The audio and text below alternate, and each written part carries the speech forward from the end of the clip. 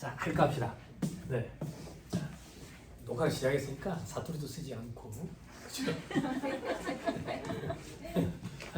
서울에서 직장 생활해서 사투리를 쓰지 않아요. 자, 여러분 목차 조금만 보세요. 목차 조금만 보시면 법인세 총설명 이런 거 돼 있죠, 그죠? 이런 거 뭐 간략한 얘기를 할 거예요. 그리고 신고납부 얘기도 할 거고요. 성실 신고는 조금 자세하게 얘기를 할 거고요. 그리고 법인세 계획 보면 세무조정이 돼 있죠. 여러분들 피드백 조금만 주세요. 모르는데 아는 척하는 게 부끄러운 거지. 모르는데 모른다고 얘기하는 게 부끄러운 거 아니에요. 아직 1년 안 됐다. 아직 결산 안 해봤다. 아, 그래요? 지난주에는 반이야. 2달 안 된 사람도 있더라고. 누가 보냈냐고 물어봤더라. 실무강의도 단계가 있는데 이 법인 결산 조정 실무강의가 실무강의 중에 제일 최고봉다 강의라고 제일 어렵다고. 근데 왔더라고. 어쩌겠어. 거기 사무실은 언니가 없어. 저희들끼리 해야 돼. 그리고 여기 저기 사무장님도 계시는지 모르겠는데 실장님도 계시는지 모르겠는데 결제해야 돼요. 세무사님들은 결제해주죠. 결제해줘야 돼요. 결제를 해줘야 결제권자가 제대로 결제를 해줘야 직원이 일할 때 마음 편하게 할 수 있어요. 똥탕 낸 게 있으면 깨지더라도 마음이 편하다고. 아, 위에 세무사님이 걸러주는구나 이렇게. 근데 세무사가 없어요. 왜 없는데? 병원에 누워 있어요. 그래 결제를 아무도 보질 않아요. 누가 책임을 질 거예요? 안 그래요? 그런 사무실이 간혹 있는 것 같더라고. 실무 강의하면 막 그런 것 때문에 하소연을 하세요. 또 재산세는 세무사님들이 하세요. 회계사님이나 세무사님이. 어차피 재산세는 양도코리아나 양도박사를 할 거 아니에요. 프로그램 비싸가지고 뭐 직원들 컴퓨터 깔지도 않을 거 아니에요. 기준시가 계산 이런 것도 좀 해주시고. 그리고 하나만 더 마지막. 얼마 전에 있었던 일인데 제가 그 소리 듣고 경악을 했는데 주식평가는 회계사 세무사님이 해주셔야죠. 주식평가를 어떻게 직원한테 맡겨요? 그죠? 주식평가 자본금 주식수로 나누는 거 아니에요? 그건 좀 그래요. 그 경력이 짧은 동생 둘이 와가지고 주식평가 해야 된다는 세무사님 안 계시냐고 그러니까 계신데 왜 그만 알아서 좀 해주라 그러더래. 돈 안 받고. 그걸 어떻게 해야 되는지 묻더라고. 그거 지금 쉬는 시간에 앉아가지고 그렇게 설명할 일이 아니라고. 세무사님 설득해서 해달라고 하세요라고 얘기했던 기억이 나요. 이런 얘기를 많이 해서 녹화본을 올리기가 참 조심스러운데. 그죠? 욕을 많이 먹어요. 욕을 많이 먹어서 감사합니다. 오래 살 수 있어서. 그죠? 110살까지 살 것 같아요. 네, 그 정도 얘기하고요. 목차 보시면 이렇게 쭉 볼 건데 경력이 짧으신 분들이 없으니까 경력이 다 있으니까 뭐 입금 사안이, 소급 사안이 이런 소리 안 할 거예요. 근데 소득 처분 얘기는 좀 할 거예요. 그래야지 인정상여와 관련된 인정이자 계산하는 거, 그리고 가지유권 관련된 얘기를 좀 할 거니까. 그리고 쭉 넘어가시면 뭐 중소기업에 대해 있는데 중소기업에 대해서 저는 강의 안 합니다. 그죠?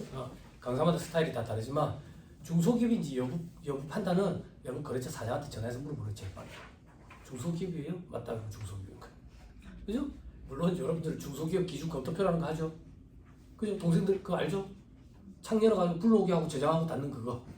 그지? 올해는 약속하자고.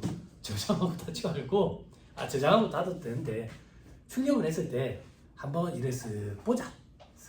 그 의외로 빈칸이 많거든. 그래서 한번 보자. 그게 중소기업 기준 검토표더라. 그러니까 중소기업 유예기간 뭐 2025년부터 유예기간이 또 늘어난다는데 그런 건 얘기 안 할 겁니다. 중소기업이냐 아니냐 그냥 물어보는 게 제일 빨라요. 만약에 못 물어보는 상황이면 중소기업인지 여부 판단할 수 있는 그 사이트가 있어요. 사이트에서 조회할 수 있어요 또. 예, 저는 그런 거 시간 할애를 안 합니다. 부당이익 계산 부위는 이제 인정이자 계산하는 부분에 대해서 좀 얘기를 할 거고요. 그리고 파트 3에 보면 계정과목별 세무조정이라고 돼 있죠. 그죠? 그 뒤에 보면 파트 2, 3 뭐 이래가지고 계정과목별로. 그죠? 이런 거에 대해서 얘기를 할 거예요. 여러분들 실무 강의 때 결산 강의 이런 거 있어요. 결산 강의는 이 계정과목별로 분기를 어떻게 끊는지. 조정 강의는 이제 세무조정과 관련된 거 위주로. 이 결산 강의를 좀 들어야 되거든. 여러분들 실질적으로 한 번만 생각해봐. 여러분들 소득금액 조정 합계표 세무조정 사항이 뭐 있어서? 법인세 등 송금물산이 기타 사유 있죠. 단기 법인세 등 송금물산이 기타 사유줄 처분함 점 찍고 저장하고 다른 데 한번 커서를 뒀다가 닫아야지 그 방금 타이핑 친 게 안 날아가고 그대로 있지. 일괄 출력 누르면 그 타이핑 친 게 없어지고 없잖아. 짜증나잖아. 그래서 요즘에 프로그램에서 그것까지 문구를 저장해가지고 지가 대신 문구도 넣어주지. 그래서 요즘엔 좀 편하더라고. 예전에는 퇴출 명세서 같은 거 강의하면 직원분들이 물어봐요. 세무사님 그 내역에다가 써야 될 것도 좀 얘기해 주세요. 그러면 제가 단기 퇴직금 초과 상계로 인한 송금 산입 마이너스 유보 추인함 점 찍고 저장하고 딴 데 한번 눌렀다가 닫아야 된다고 이렇게까지 얘기해 줬는데 요즘에는 그게 다 문구가 저장이 돼 있어가지고 괜찮더라고. 근데 알고 하셔야 돼. 그지? 추인인지 유보 발생인지 유보 감소인지 유보 발생인지 이걸 잘 해야 자본과 적립금 조정에서 을표가 안 틀어져요. 자본과 적립금 조정에서 을표가 되게 민감하죠. 그죠? 그렇잖아. 대손충당금 작년에 불러왔어. 아유 올해 소득금액 조정학계표에 대손충당금에 내가 잘못해가지고 스페이스바 하나 먹혔어. 스페이스바 하나 먹고 대손충당금 다른 계정 과목으로 해가지고 2개 불러와지잖아. 그렇잖아. 그럼 우리가 그거 이제 결제 올릴 때 안 보고 결제를 올리니까 이게 내년에 막 가가지고 증감액은 그대로인데 막 누적액이 막 많이 잡혀있고 막 그럴 때가 있잖아. 주의해야지. 아니 우리 일괄 출력해가지고 착착착착착 이렇게 집게로 찝어가지고 포스트잇을 해가지고 집게 차고 나면 좀 보기 싫잖아. 집게가 바로 결제 올리잖아. 그럼 세무사님이나 회계사님이 결제할 때 한 장씩 이렇게 넘겨보면 중간에 백지가 딱 나오면 혈압 확 오르는 거지. 뭐 보지도 않고 결제 올리는 거야. 중간에 백지가 있어, 백지. 그러면 제가 그런다고 한 번 정도 검토하고 결제 좀 올려달라고. 검토 다 했는데요. 백지가 왜 있는데? 백지가. 그래서 저는 어떻게 짱구를 굴렸냐면 제가 원하는 순서로 세팅해서 결제 올리달라 했어요. 야, 그때부터는 이제 백지가 없더라고. 생각보다 백지가 많아요. 그죠? 좋은 걸 안 쓰기 때문에. 그래서 이 개정 과목들에 대해서 좀 얘기를 할 거예요. 요거는 시간이 어느 정도 할애되는지 그거에 따라 가지고 뭐 단축할 건 단축할 거고 뭐 그런 식으로 할 거예요. 그리고 퇴직금, 대손금 이런 거 관심 많죠?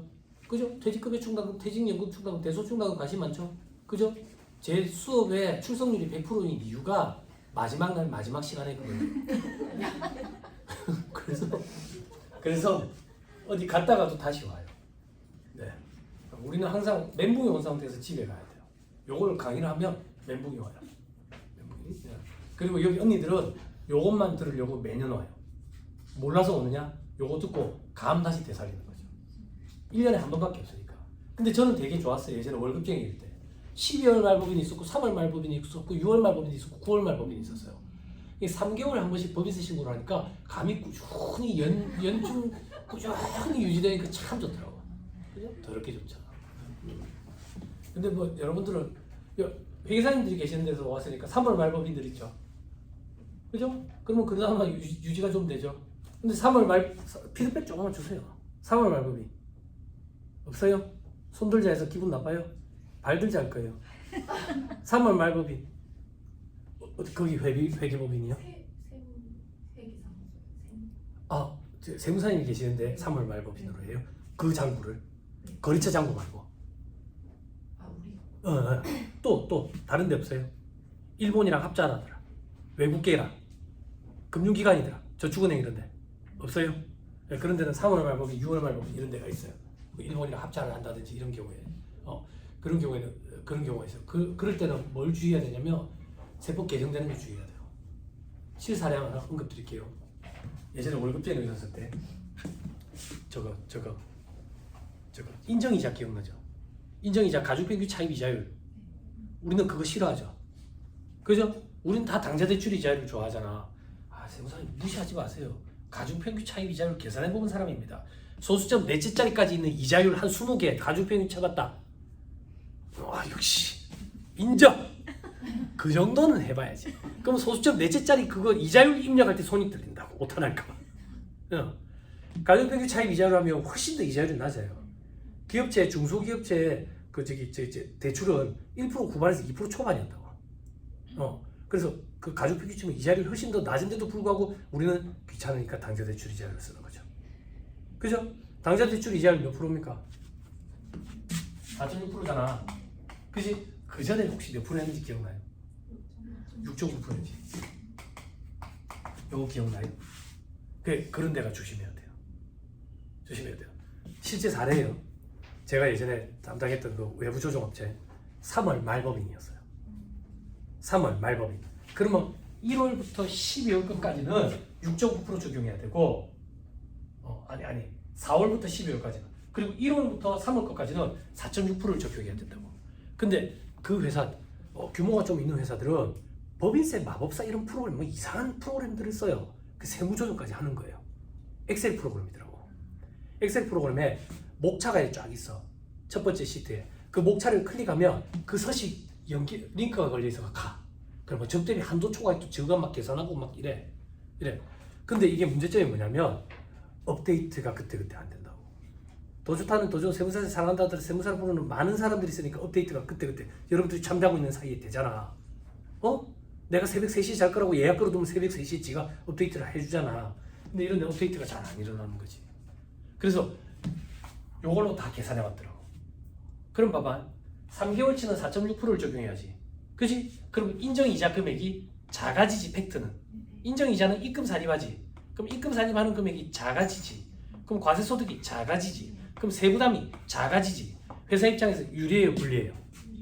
유리하죠? 그런데 뭐라 하는지 알아요? 세무사 그냥 넘어가 주시면 안 될까요? 그게 무슨 말이에요? 이렇게. 왜요? 대표이사 결제 낮거든요. 어느 정도 규모가 있는 업체들은 인사고과에 영향 미칠까봐 그 대표이사 결제 한번 날짜 잡히면 쉽게 못 바꾸거든요. 저는 예전에 근무하시다가 그룹 공채로 들어가가지고 직장생활 한 3년 했었어요. 지금 텔레비에 나오는 그 막 나르치는 그 박상구 회장님 전략경영보고를 매달 들어갔었어요. 그래서 얼마나 바쁜지 알아요. 그리고 기업체에서는 이런 거 변경하기가 쉽지 않아요. 넘어가시면 안 될까요? 그때부터는 메일로 주고받아야 되는 거예요. 필담을 나눠야 된다고. 저는 분명히 언급드렸습니다. 그리고 다음 신고가 끝나자마자 우리랑 계약해지. 계약해지. 그렇게 날려먹은 업체가 한 3군데 돼요. 올바로 잡아주면 안 좋아하더라고. 인사고과에 영향 미치어서. 아까 제가 말씀드렸죠. 세액공제 한도 규정을 잘못 갖다 대는 경우가 있다고. 예전에 고용 창출 투자 세액 공제 있었죠. 고용을 창출하면서 투자하면 추가적으로 한도를 더 세액 공제를 더 해주는 규정이 있었는데 그게 한도가 있는데 한도 규정을 잘못 갖다 대가지고 환급 7천으로 계산을 했는데 제가 그걸 납부 1억 8천으로 바꿨어요. 그럼 세액이 2억 5천 틀어졌죠. 그렇게 했는데 계약해지. 그때 되게 죄송스럽더라고. 몇 개 날리고. 3월 말법인 이런 데는 이런 걸 좀 주의해야 돼요. 세법 개정된 게 언제부터 적용되는지 그거를 잘 봐야 돼요. 그나마 더 좋은 세무사랑은 바로바로 업데이트가 되니까. 근데 일반 기업체에 자체 ERP를 쓰는 데는 미치는 거예요. 자체 ERP 쓰는 데는 세법 개정과 관련된 수업을 듣고 전산팀에 가서 그걸 알려줘야 돼. 그래야 전산팀이 뭘 세법을 알겠어. 그래 같이 해가지고 버그가 있는지 확인하고 그리고 확인하다 보면 1년이 지나버렸다. 또 해야 된다. 사람 미치는 거지. 더 좋다는 더 좋은 세무사를 사람한테 세무사를 프로를 쓸 때 우리는 조금 그게 편한 게 있죠, 확실히. 이런 거 좀 주의하세요. 자, 다시 돌아와가지고 퇴직연금, 접대비는 이제 올해부터 이제 기업 업무 추진비, 이런 건 개정이라고 표현까지는 안 합니다. 용어를 자꾸 바꿉니다. 어느 순간 한다고 여러분들 법적 증빙 그 일제의 잔재라 그래가지고 정규 지출 증명 서류 이렇게 이름이 바뀌었다고. 아니 4대 법적 증빙 얘기하는 거. 세금계산서, 계산서, 신용카드, 매출처표 등 현금 영수증 이거 있잖아. 법적 증빙이라는 용어가 일제의 잔재라 그래요. 증빙부비 가산세도 지출 증명 서류 미수치 가산세만 했다가 이렇게 바뀌었어. 2% 때리는 거 있잖아. 그거. 그리고 대손금, 대손출납 있고요. 넘어가면 세금과 물가고 감가상각비는 가속상각 제도가 있는데 여러분들 그 적용을 잘 안 하시더라고. 특례비. 감가상각비에서는 업무용 소유차만 얘기할 거예요. 업무용 소유차 얘기할 때 비용용 소유차 관련된 규정도 좀 얘기할 거예요. 즉 부가가치세법 규정도 좀 얘기하고 법인세법 규정도 얘기할 거예요. 제 강의는 이 법, 저 법 왔다 갔다 다 해요. 그리고 밑에 이자 비용도 있는데 이자 비용은 업무무관 자산 등 지급이자 송금물산이 대표이사 가지입금 있을 때 그거 좀 주의해야 되고 좀 이따 인정이자 나오면 얘기합니다.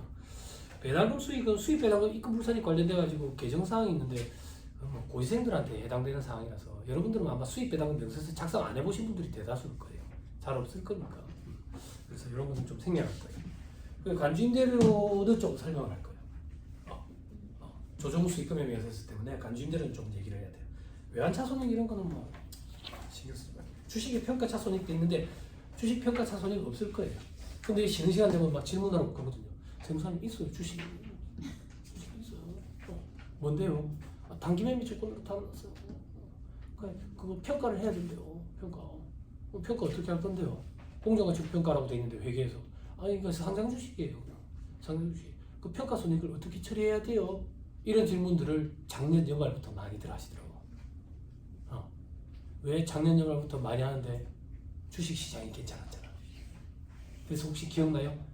주식 시장 괜찮아가지고 주변에 그런 사람들이 있어서 나 애플 주식을 좀 사두고 있었는데 나 테슬라 차를 못 가져서 테슬라의 주주가 되고 싶어서 테슬라 주식을 좀 갖고 있었는데 돈 좀 벌었네? 요즘 찍소리도 안 하죠.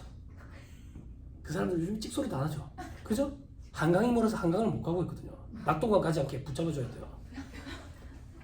아니 막 한강을 가요. 그러면 저 난간을 넘어갈까 말까 이러면 난간에 이제 아빠 힘내세요. 주식이야 뭐 이렇게 돼 있죠. 낙동강에 그런 멘트가 있는지 모르겠어요. 이런 얘기하면 좀 그렇나? 삼성전자에 또 물린 사람들이 있는지 모르겠어요. 이런 얘기를 할 때는 좀 멈춰야 되는데 별이 3개인 전자? 별 3개가 뭐야? 별 5개는 돼야 돼. 별 3개면 중국에 가면 호텔에 냉장고도 없어요. 5개 정도 돼야지. 아무튼 이거 지금 뭐 저거 근데 호재가 없어요. 계속 저럴 거예요. 밀려나 버렸어요. 화웨이 중국에 이렇게 하는 거 있죠. 핸드폰 누워서 보면 안 되는 거 있죠. 이빨 나가는 거 얼굴이 툭 떨어져. 이빨 져서 동물은 이빨 사람은 탁 떨어져 이빨 나가는 거. 근데 중국은 요렇게 된다잖아. 요렇게 그죠? 냉장고 같은 거 있잖아요. 핸드폰인 줄 알았는데 냉장고 같은 거 얼굴 떨어지면 코피 나는 거라는 거. 그죠? 그래서 이 접는 시장이 괜찮구나 그래가지고 애플이 특허를 출원하면서 우리도 접는 거 할게 이랬는데 애플에서 포기해버렸죠.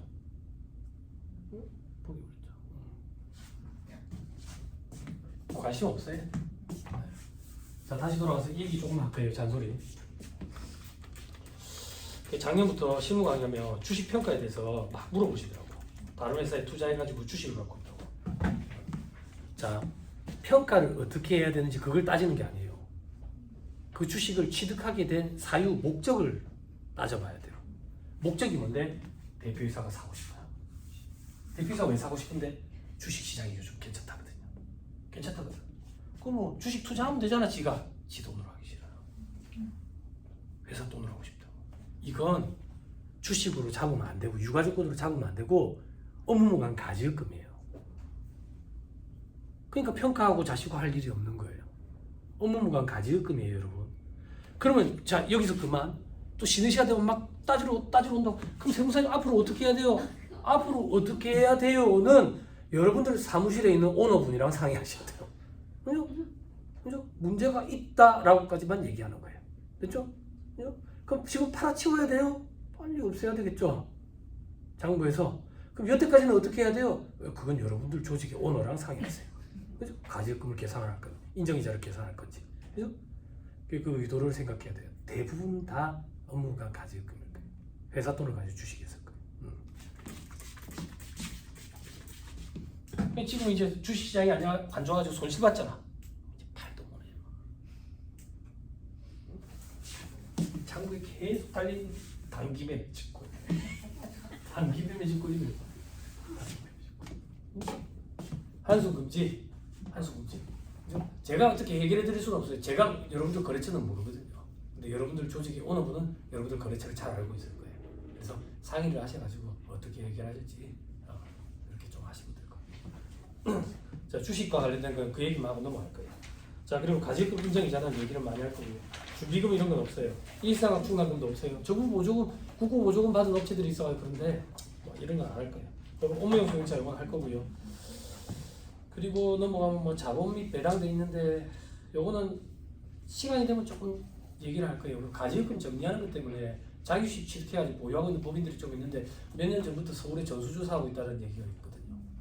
가지금 관련돼가지고 자기주식 관련돼가지고 자기주식 취득 보유하고 있는 목적을 소명을 못하면 특수관계에 대한 업무관 가지금을 처리해버려요. 이런 것처럼 이거 지금 어떻게 해야 돼? 지금 녹화하고 있어서 조심스러운데 서울에 벌써 한 3년 전부터 강의할 때부터 그런 얘기가 있었는데 부산은 그런 일이 없네 싶었는데 올해부터 그런 일들이 자꾸 지금 생기고 있어. 피드백을 주시더라고요. 부산은 제 강의 들으러 오시는 분들이 대부분 제 강의만 한 6, 7년째 들으시는 분들이거든. 이분들이 피드백을 주세요. 피드백을 주는데 지금 이 3.3% 이거 지금 신고 다시 하라고 계속 온다고. 그러니까 3.3%가 아니잖아. 3.3% 사업소득자는 어떤 사람이 사업소득자냐면 개인이 문적 시설 없이 고용된 직원 없이 독립된 자격으로 여기 와서 강의하고 받는 강사료 이런 게 사업소득.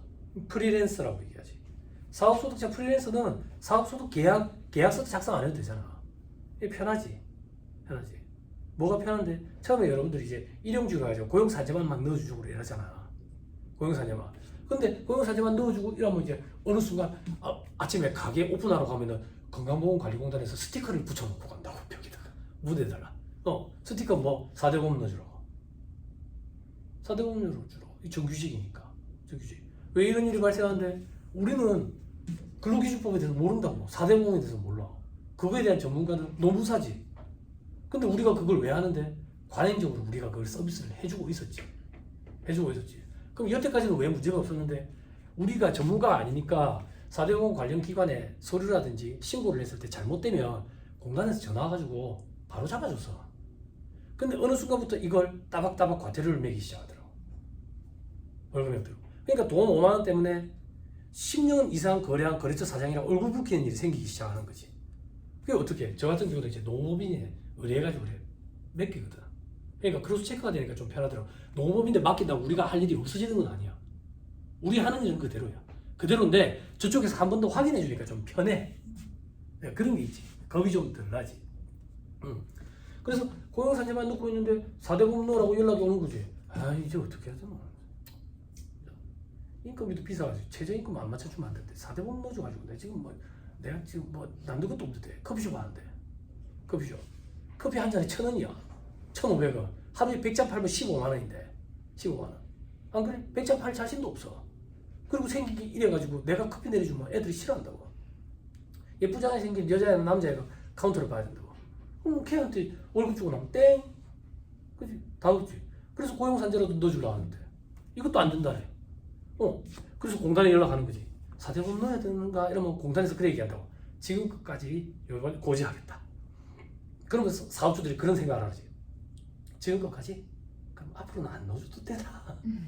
넣어줘도 되나? 그래가지고 3.3%로 돌려버리는 거지. 그치? 그 직원한테도 얘기하고.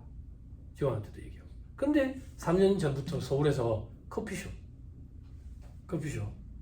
3.3%도 이제 검토한다잖아. 근데 부산에는 주변에 아직 그런 일이 없더라고. 그래서 그런 일이 없나 싶었는데 올 초부터 수강생분들이 저한테 수표생분들이 피드백을 주는데 그런 일이 있었어요? 헬스장이 들어와. 헬스장에 직원, 알바생, PT하는 강사 트레이너.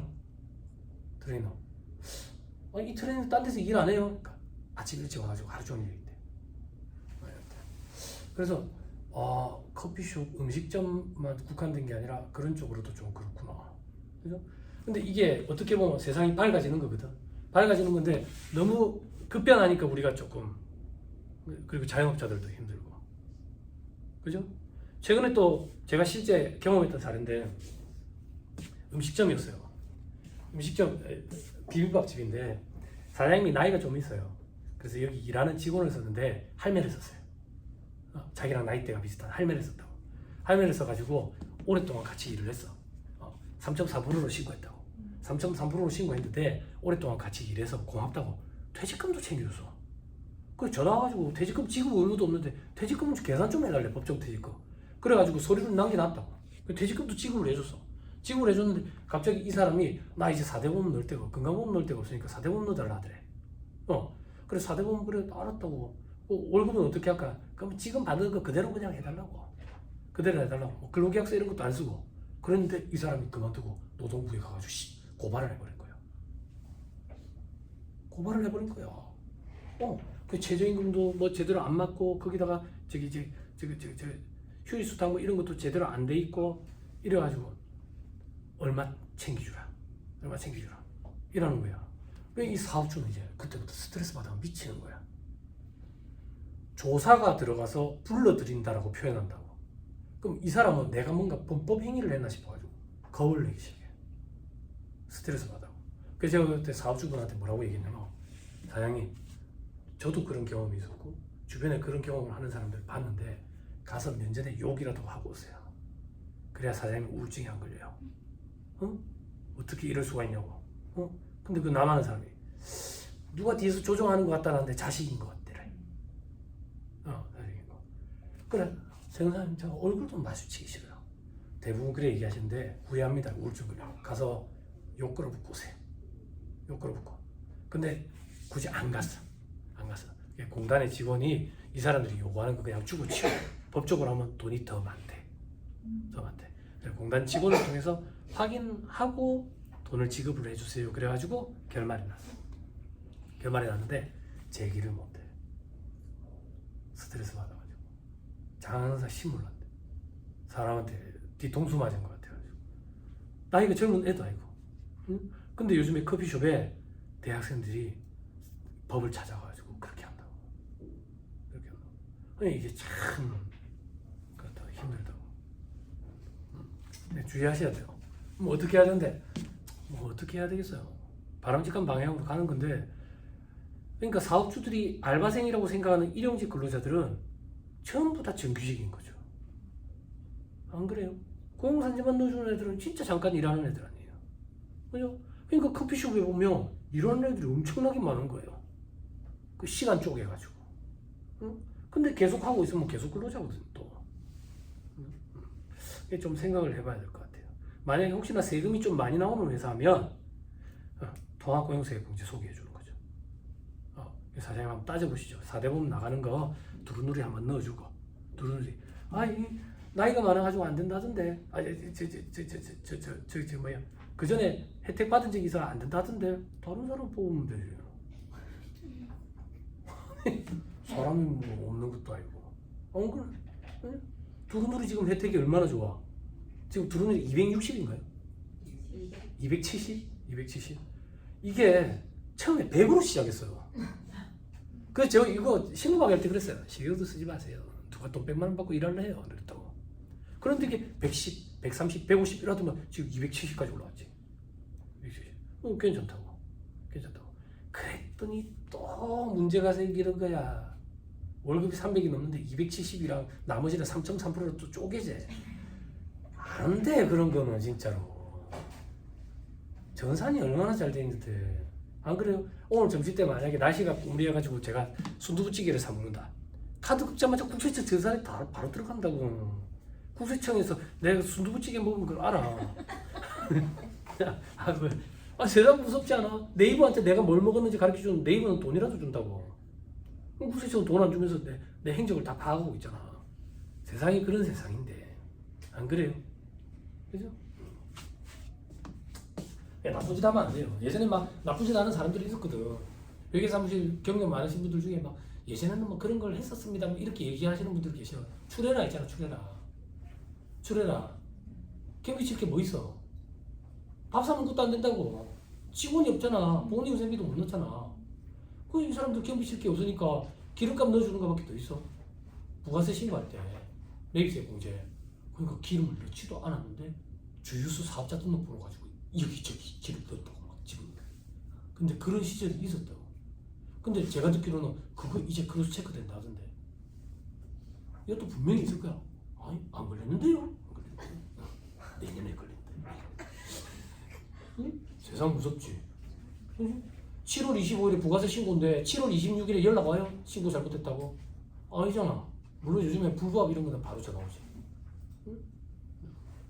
그럼 어떻게 해야 돼? 나중에 터질 때쯤 되면 이 집을 해야 되나? 세무사님 안 돌아가시나? 그죠? 그럼 미치는 거예요. 뭔가 불법적인 걸 하는 순간부터 불안하고 잠을 못 자고 자꾸 덮으려고 애쓰고 그러면 머리에 찌가 나고 한계가 있고 안 된다고. 세법이 그렇게 호락호락하지 않아요. 우리나라 세법이 전 세계적으로 복잡하게 운영해요. 넘어갑시다. 자, 그리고 기부금 얘기해. 과표면 세액계산, 세액감면, 세액공제만 중소기업 특별히 세액감면 해도 돼 있는데 그런 거 안 보고 뒤에 보면 통합고용 세액공제 요거 볼 거고요. 그리고 창업 중소기업 세액감면 요 정도 볼까 싶어요. 넘어가세요. 계정세법이라고 돼 있는 거 한번 봐보세요. 그것도 볼게요. 해당 사항 있는 게 없어서 신탁세제 합리화 해당 사항 없어요. 임여금 자본 전환 이런 거 안 해요. 자본 준비금 감액 배당 이런 거 안 할 거예요. 이런 거 하기도 아마 여러분들 조직에 오너분이 직접 하실 거예요. 감액 배당이라는 게 있어요. 자, 수입 배당금 입금 부사입도 여러분들 신경 쓸 필요 없고요. 가상자산 신경 쓰지 마시고 넘어갔습니다. 6월 교섭부 공제한도 적용 제외 대상 추가돼 있었는데 이건 뭐 이제 비영리니까 비영리 하시는 분 계세요? 비영리 요즘 세상 밝아졌습니다. 비영리 요즘에는 지저분하게 안 합니다. 비영리 지저분하게 하면 안 됩니다. 옛날처럼. 예전에는 그런 시절이 있었죠. 어떤 시절? 비영리인데 세금 냅니까? 이렇게 얘기하던 시절이 있었어요. 근데 요즘은 그러면 안 됩니다. 밑에 주택도시보증공사가 웬 말이에요? 다음 페이지 부산채권 상환주당 이런 거 없고요. 11번 한번 봐보세요. 그냥 참고삼아. 근로자 출산 양육 지원금액 송금 필요금 및 인정 근거 마련돼 있죠. 그죠? 이런 게 좀 안타까운 거예요. 뭐가 안타까운데? 줘야 경비 처리가 된다고. 근데 주지를 않거든요. 네? 주지를 않아요. 회사들이. 넘어가세요. 대외자사 파견 임직원 요거는 어떤 거냐면 해외 자회사에 우리가 이제 임직원을 파견을 보냈을 때 우리가 이제 경비 처리할 수 있는 경우가 있다고. 인건비를 그런 거예요. 징벌적 손해배상금 이런 것도 보지 말고요. 다음 페이지 보시면 15번 업무용 수용자 송금 산입 시 전용 번호판 부착용권 추가돼 있죠. 그죠? 이거 그 색깔 연두색 그 번호판 그거. 취지가 뭘까 이게? 부끄럽게 하자는 취지일까? 혹은 눈에 띄게끔 하게? 응? 눈에 띄면 뭐 어떤 효과가 있어서? 법인 업무용 차량인데 어린이대공원 앞에 주차를 해놨네. 뭐 이런 거. 어린이집 앞에 있네. 뭐 이런 거. 응? 저거에 어린이집 데려다 줄 때 타고 댕기네. 어린이대공원 놀러 갈 때 타고 댕기네. 이런 것 때문에 만든 건가 싶기도 한데 이게 이질감 없는 경우가 있더라고. 저희 집 앞에 되게 유명한 커피숍이 하나 있는데 그 람보르기니가 연두색 람보르기니가 왔는데 법인 연두색 번호판을 했는데 이질감 없이 너무 잘 어울리고 예쁘더라고. 그래서 또 그런 경우도 있겠더라고. 너무 잘 어울리더라고. 자, 그리고 신입 이런 거 볼 필요 없고 나머지 볼 필요 없고요. 20번에 뭐 현금 영수증 이런 거는 뭐 계속 해마다 범위가 넓어지니까 좀 주의하셔야 될 거고. 해외 진출 국내 복귀 돼 있는데 해외 진출 기업 국내에 복귀 안 하죠. 넘어가시면 영상 콘텐츠 제작 비용 돼 있는데요. 제작 비용 뭐 많이 들어요. 밑에 정규직 근로자 전환 기업 돼 있는데 정규직 근로자로 전환 안 해주죠. 비정규직을. 그죠? 여기서 해당 사항 없죠. 그럼 다 맞죠? 그죠? 그러니까 크게 굵직한 개정이 없어요. 우리 신고할 때 영향을 미칠 만한. 그래서 원래 계정세법과 관련된 얘기를 많이 하는데 할 얘기가 없어서 요거 조금만 보세요. 요거는 이제 2024년 7월 25일자 기획재정부 보도자료. 보도자료 이거는 그 요약본이에요. 상세본은 한 200~300페이지 돼요. 근데 그는 이제 고시생들 상대로 제가 세법 개정과 관련될 때 얘기를 하고 여러분들 뭐 그렇게까지 볼 필요 없을 거고 확정도 안 된 거니까 여기 경영자분 동생들 주의해야 돼. 확정이 안 된 거야. 확정이 되더라도 소급 적용하는지 여부는 확인을 해봐야 돼. 자, 투자 고용 지역 발전 촉진돼 있죠. 경기가 되게 안 좋습니다. 그죠? 통합 투자 세액 공제라는 거 있죠. 요거를 조금 더 많이 해줄 거예요. 공제율을 상향시킬 거예요. 그죠? 그리고 중견기업의 범위를 조정한다는 얘기는 중견기업에 대해서 훨씬 더 폭넓게 혜택을 주겠다 그 얘기예요. 넘어가세요. 다음 차고 삼아 중소기업 유예기간 확대할 거라고 돼 있죠. 그죠? 그게 3년에서 5년으로 유예기간을 확대할 거라는데 그러면 중소기업 혜택을 조금 더 길게 받아볼 수 있겠죠. 그죠? 그리고 뭐 R&D 통합투자 세액공제 정강구조 도입 뭐지 돼 있는데 이런 거 넘어가고요. R&D 연구비 인력 개발비 세액공제 적용 대상 확대돼 있죠. 이거는 해마다 확대되고 있죠. 그죠? 그리고 저 밑에 보시면 연구개발용 기계장치 가속상각 강화돼 있죠. 가속상각 규정들이 있죠. 여러분들 조특법에 가속상각 규정이라는 얘기는 우리 일반적인 사업용 유형보정자산은 5년 적률법이잖아요. 그죠? 이걸 2년 만에 가속상각할 수 있다고. 그러면 즉 1억짜리 기계장치를 5년 동안에 경비 처리하던 걸 2년 만에 경비 처리를 다 하니까 훨씬 더 뭐라 해야 돼? 송금의 기속 시기를 땡겨와가지고 세부담의 절감 효과를 갖고 오죠. 전체적으로 봤을 때는 똑같겠지만 당장, 그죠? 당장. 그런데 제가 연금에서 일을 할 때 외부 조정업체 한 군데 이때까지 저도 경력이 적지 않은데 한 군데 가속상각 규정을 적용을 하더라고요. 나머지는 잘 본 적이 없어요. 근데 여러분들한테 580에 하나만 좀 말씀드리면 조심해야 되는데 문소리라는 사람이 그런 얘기 하던데 되게 와닿더라. 문소리. 이렇게 얘기하더라. 충조평판. 충조평판을 절대 하지 마요. 문소리 누군지 알지? 문소리. 응? 이걸 하지 말아요. 이게 무슨 말이지? 충고, 조언, 평가, 판단하지 말아요. 내가 정말 좋아하는 스타일이라. 이런 거. 지가 못해 충고. 무슨 조언이야? 내가 듣기 싫은데. 잔소리는 아이유가 하는 것만 듣기 좋다고. 듣기 싫은데 무슨. 그래서 조언도 아니고요, 충고도 아니고요.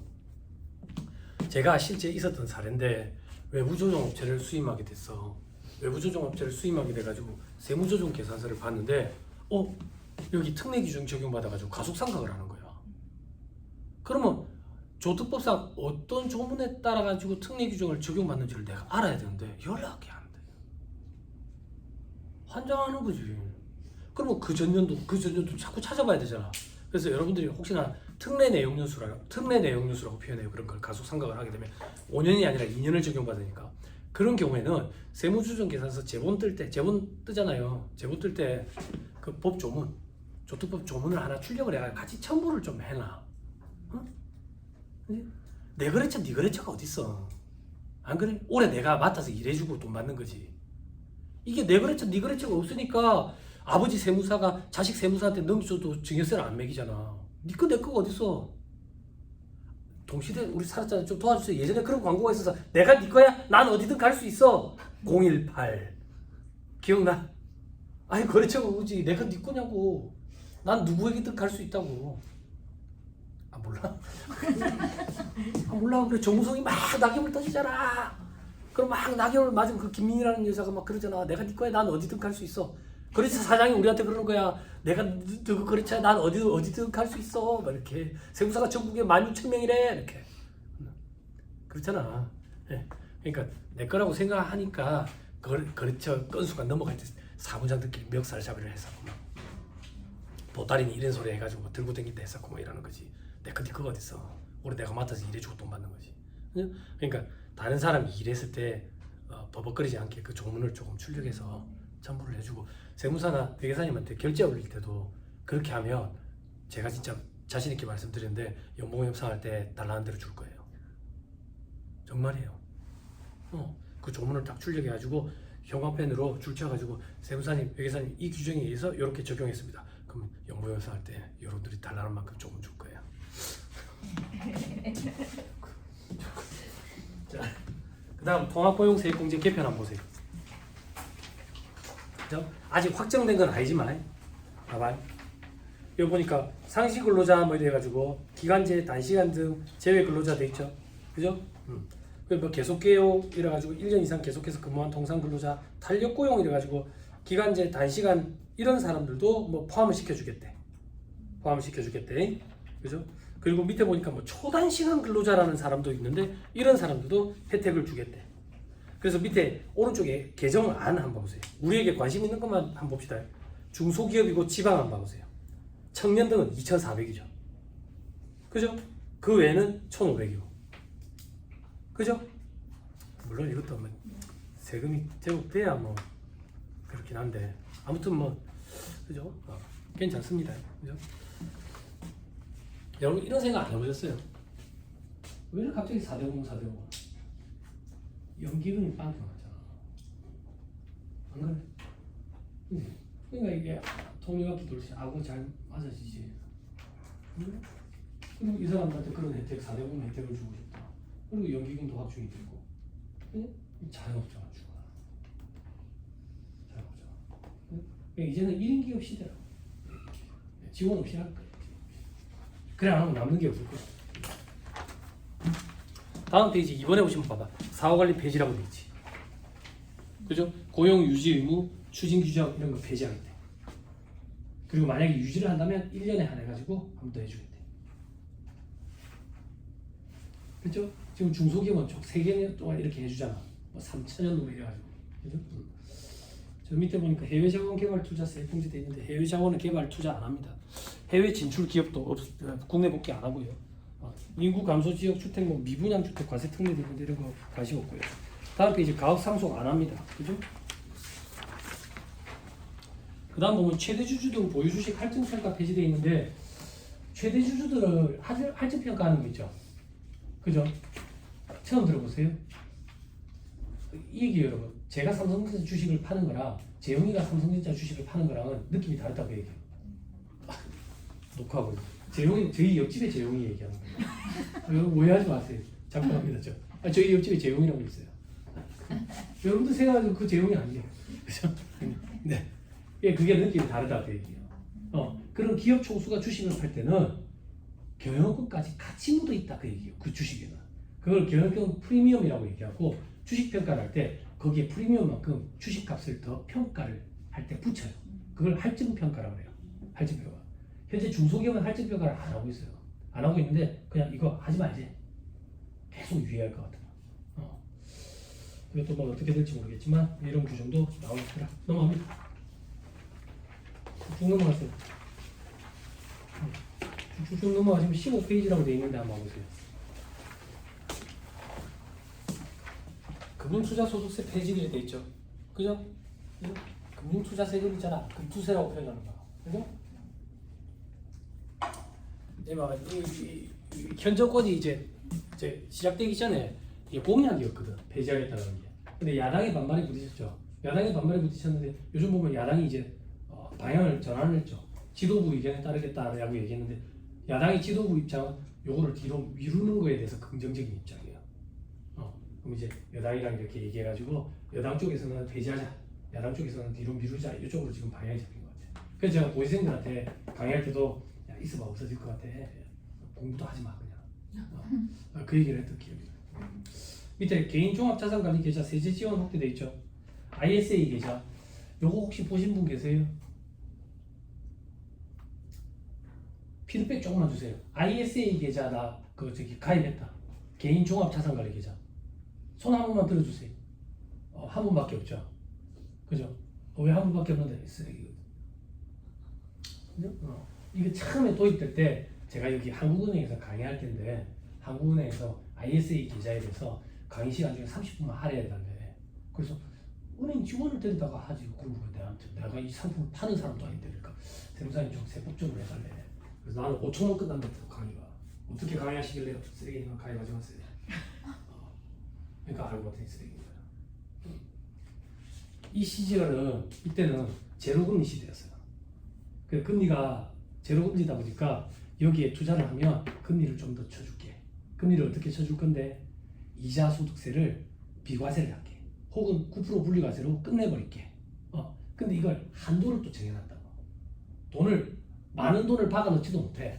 그러니까 많은 돈을 박아 넣지도 못하니까 거기서 생기는 이자도 몇 날 안 되고 그 이자 몇 날 안 되는 게 비과세 돼봐야 별로 체감도 안 돼. 그런데 그때는 새로운 마켓 보드가 짜져 있으니까 각 금융기관들마다 이 마켓을 시장 점유율을 먼저 독차지하려고 광고를 엄청나게 때렸어. 그래서 가입한 사람이 엄청나게 많을 거야. 근데 이게 벌써 만기가 도래해버린 거야. 만기가. 그럼 이제 불만이 터져나오지 않겠어? 이 쓰잘데기 없는 걸 우리가 왜 가입했을까? 이렇게. 그지? 그래서 정부에서 이거를 세제 개편안을 통해 가지고 머리를 썼더라고. 어떻게 썼냐면 연금저축계좌에다가 이걸 갖다 집어넣어 버리면 연금계좌 세액 공제를 해줘. 10% 한도 내에서. 그렇게 머리를 썼더라고. 개인연금저축 얘기하는 거예요. 개인연금저축. 그게 지금 힘든 거예요. 뭐가 힘든데? 우리가 노후가 되면 먹고 살 수 있는 방법이 국민연금 다 없다고. 퇴직금 죽을 때까지 야금야금 쪼개가지고 쓸 거예요. 계획적으로 100세 시대 준비해야 되는데 답 없지. 그럼 퇴직금 가지고 뭐 하는데? 사업하지, 장사하지. 장사 지가 할 줄 아는 게 뭐 있는데 책상에 앉아서 펜대만 돌렸지. 그럼 주변 사람 얘기 듣고 하는 거지. 뭐? 야, 치킨집은 불편한데. 근데 나는 망한다고. 왜? 맛이 없으니까. 그리고 어른들이 그런다고. 밀가루 장사만큼 남는 게 없다던데. 그래서 국수집을 차리지. 근데 나는 망한다고. 왜? 맛이 없으니까. 아니, 맛이 없으니까. 그래서 세법이 도와주는 거야. 너희 집 치킨이 왜 장사가 안 되냐? 너희 집 국수집이 왜 장사가 안 되냐? 맛이 없으니까. 너희는 치킨이랑 국수를 맛있게 튀기고 만드는 방법을 연구해라. 부가세 신고는 대충 강의로 하고 그게 간이가세자지. 너희는 치킨이랑 국수를 맛있게 하는 방법을 연구해라. 소득세 신고는 간편하게 하고 그게 간편자부 되겠죠. 되게 그렇다고. 강력한 이펙트가 필요하다. 그렇다고. 그래서 나온 규정이에요. 근데 세법의 입장은 간이가세자라는 규정이 혜택을 주는 규정이라는 방향으로 세팅이 돼 있다. 그래서 4,800에서 8,000, 8,000에서 1억 400 올해 7월 1일 기준으로 이렇게 늘려버렸지. 그랬더니 문제가 뭔데? 과거에 간이가세자들은 세금계에서 발급이 안 됐거든. 근데 1억 400으로 증가해버리니까 4,800에서 1억 400 사이에 있는 사람들이 세금계에서 발급을 못하게 되면 거래가 단절되는 영향이 있다고. 간이가세자가 혜택이에요? 아니거든. 아니라고. 그런데 그걸 납세자들 설명을 할 때 저는 그래도 강의하는 사람이잖아. 그래서 설명이 좀 잘 되는 편이거든. 근데 여러분들은 설명이 힘들다고. 왜 설명이 힘든데? 여러분들이 알고 있는 세법 회계 지식 수준이랑 사업주가 알고 있는 세법 회계 지식 수준이 다르기 때문에 이게 힘들어. 그게 무슨 말인데? 대학생이랑 초등학생이랑 대화가 안 된다고. 그러면 대학생은 대학생대로 짜증내고 초등학생은 초등학생대로 짜증낼 거야. 그러니까 여러분들이 사업주들이랑 안 부딪히려면 초등학생이랑 얘기한다 이렇게 생각하고 얘기하면 사업주들이 신고가 끝나면 스타벅스 쿠폰을 보내줄 거야. 근데 저는 이제 강의를 많이 댕기니까 예전에는 회계원리 강의도 하고 그랬거든. 그래서 설명을 잘하는 편이야. 근데 말도 안 되게 대화가 안 되는 사업주들이 있다. 사업주들. 제가 이거 보이는 히어리즈 커피 프랜차이즈 있잖아요. 요거를 제가 해요. 프랜차이즈 본사 처음에 이제 프랜차이즈 처음에 할 때부터 제가 이제 관리를 하고 있어요. 이제 영업점이 이제 한 10개 정도 되는가 모르겠어요. 근데 한 군데 가맹점에 사업주가 연락이 오는데 간이가세자로 해야 되겠다는 거예요. 굳이 그렇게 해야 될 필요가 있습니까? 인테리어비도 많이 들고 임차료도 들고 그러는데 매입세 공제를 좀 받으시는 게 당장 현금 회전이 좀 안 괜찮겠어요? 간이가세 무조건 해야 돼. 그러니까 이유가 있습니까? 친구가 간이가세 무조건 가야 돼. 그 친구가 뭐 하는 사람인데요? 듣보잡이야. 세무사 아니라고. 친구가 무조건 간이가세가 유리하니까 간이가세자를 하래. 그럼 저는 더 이상 말 안 하거든. 더 이상 말 안 하거든. 피곤하거든. 강의를 해야 되니까. 그런 사람들이 있어. 근데 여러분들이 이제 일해봐서 알잖아. 간이가세자가 무조건 유리한 게 아니거든. 응? 근데 사업주들은 또 어디서 주워 들어가지고 그런 얘기 한다고. 당장 매입세 공제 못 받더라도 나중에 일반가세로 전환하면 매입세 공제가 된다던데요. 강가율 적용되잖아. 만약에 경찰을 뽑았다고 생각해봐. 경찰. 그 매입세 공제 받잖아. 간이가세자네. 매입세 공제 받더라도 환급은 안 되잖아. 간이가세잖아. 그치? 근데 2년 뒤에 일반가세자로 전환했대. 그러면 재고매입세 공제를 받을 수 있다고. 간이가세자라서 매입세 공제 못 받았던 걸 저거 일반가세자 때. 그런데 2년이 지나버리면 강가율 때문에 없다고. 공제받을 수 있는 게. 그러면 어떻게 간이가세자가 유리해? 그치? 그리고 세금에서 발급 의무가 만약에 없는 간이가세자들이래. 과거처럼 임대업자들 이런 사람들 4,800 안 되는 사람들 이런 사람들은 거래처가 입장에서는 거래 안 한다고. 안 한다고. 광고공사 이런 거는 법인으로 들어놨는데 개인인데 간이가세자 그치? 그런 것 때문에 간이가세가 꼭 유리하다고 말할 수가 없지. 물론 세금이 조금 더 적을 수도 있겠지. 그리고 우리가 신고할 때 융통성 발휘할 수도 있지. 어떻게 융통성 발휘할 수 있는데 간이가세자 부가세 신고 자 일반가세자 부가세 신고 지금부터 할 거라고. 간이가세자 5분 다 했다고. 일반가세자 이틀은 해야 될 거 아니야. 안 그래? 근데 수수료는 일반가세자 더 많이 받지. 더 많이 받는데 여러분들 주머니에 들어가는 게 아니라 그 세무사님 주머니에 들어가니까 여러분들 입장에서는 간이가세자로 하세요. 그죠? 그럴 수도 있다. 근데 간이가세자 이제 혜택을 주는 방향으로 세팅이 돼 있으니까 1억 400이랑 과거에 4,800 사이에 있는 사람들이 세금에서 발급을 못하니까 이제 불이익이잖아. 그래서 세법이 개정을 이렇게 해서 간이가세자도 이제 원칙적으로 세금에서 발급 의무가 있다. 다만 과거처럼 4,800이 안 되는 사람들은 발급을 못한다. 이래 돼 있지. 이래 돼 있지. 그래서 세금에서 발급 의무가 있으니까 세금에서 발급과 관련되는 가산세도 생겼지. 가산세도 생겼어. 그런데 어떤 일이 벌어졌는데 희한한 일이 벌어졌지. 우리 법인은 1년에 부가세 신고 몇 번 해요? 4번 하죠? 그죠? 그럼 어떻게 나누면 돼요, 기간을? 분기별로 나누면 되잖아. 1분기, 2분기, 3분기, 4분기 이렇게 하면 되잖아. 근데 세법을 하는 학자들이 1분기, 2분기, 3분기, 4분기 뭐야? 아무도 모르는 나만 알 수 있는 어려운 걸 받고 그게 1기, 2기, 예정 15기가 과세기한 실행사고 쌀뜨기 문제죠. 아 그래? 3개월, 3개월, 3개월, 4개월 이렇게 얘기하면 안 돼? 그걸 부가세 신고는 언제까지 하냐? 무조건 다음 달에 신고까지. 개인은요? 개인 사업자는 부가세 신고 몇 번 해요? 2번 하죠. 납부는 몇 번 해요? 4번 하죠. 이 희한한 일이 벌어지지. 부가가치세는 신고 납부 세목이라서 신고와 동시에 납부해야 되는데 아닌데요. 세무사 신고하고 납부는 나중에 하던데요. 코로나 때 한시적으로 해준 거야. 코로나 때 한시적으로. 근데 세무사 요번에 보니까 저기 예정고지날로 하는데요. 예정고지가 11월 2일인데요. 11월 6일인데요. 납부서 우편으로 보냈는데 반송된 거야. 그래서 그래. 그래서 그렇게라도 좀 연장을 해주고 싶으면 글쎄 어렵잖아. 납부 연장도 신청을 해줘야 될 거 아니야. 근데 이것도 세무 공무원 담당 공무원의 재량 범위라고. 어떤 데는 금액도 비슷한데 6개월 해주는데 어떤 데는 전화 오면 다음번 부가세 신고랑 겹쳐가지고 헷갈리는데 3개월만 하세요. 제가 그냥 3개월로 이렇게 고지서도 그냥 작성할게요. 근데 괜히 긁어 부수는 받들기 싫으니까 그렇게 하고 말지. 개인은 1년에 2번. 그죠? 납부는? 아 왜? 저 노래 소리가 더 듣기 좋아요? 나가서 앉아있어야지. 의자가 없어. 의자가 자꾸 밖에 보지 마세요. 삐끼가 다음에 안 들어와요. 1년에 4번. 그죠? 그럼 2번은 신고와 동시에 납부하는 거고 2번은 고지를 하고 납부하는 거지. 그죠? 간이가세자는요?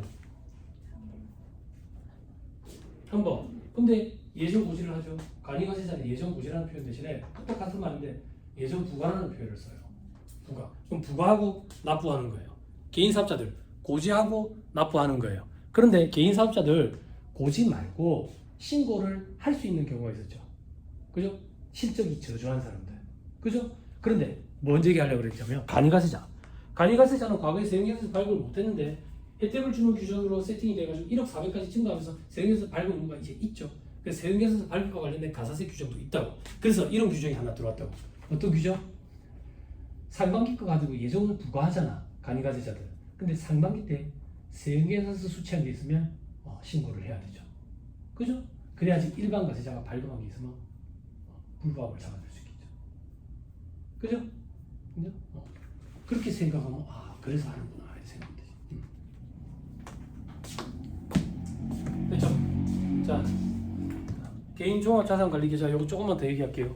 그 연금저축계좌예요. 국민연금이 애고가 나가지고 국가 입장에서는 이제 힘든 거예요. 뭐가 힘드냐면 사람들은 절대 굶어 죽을 때까지 가만히 있지 않아요.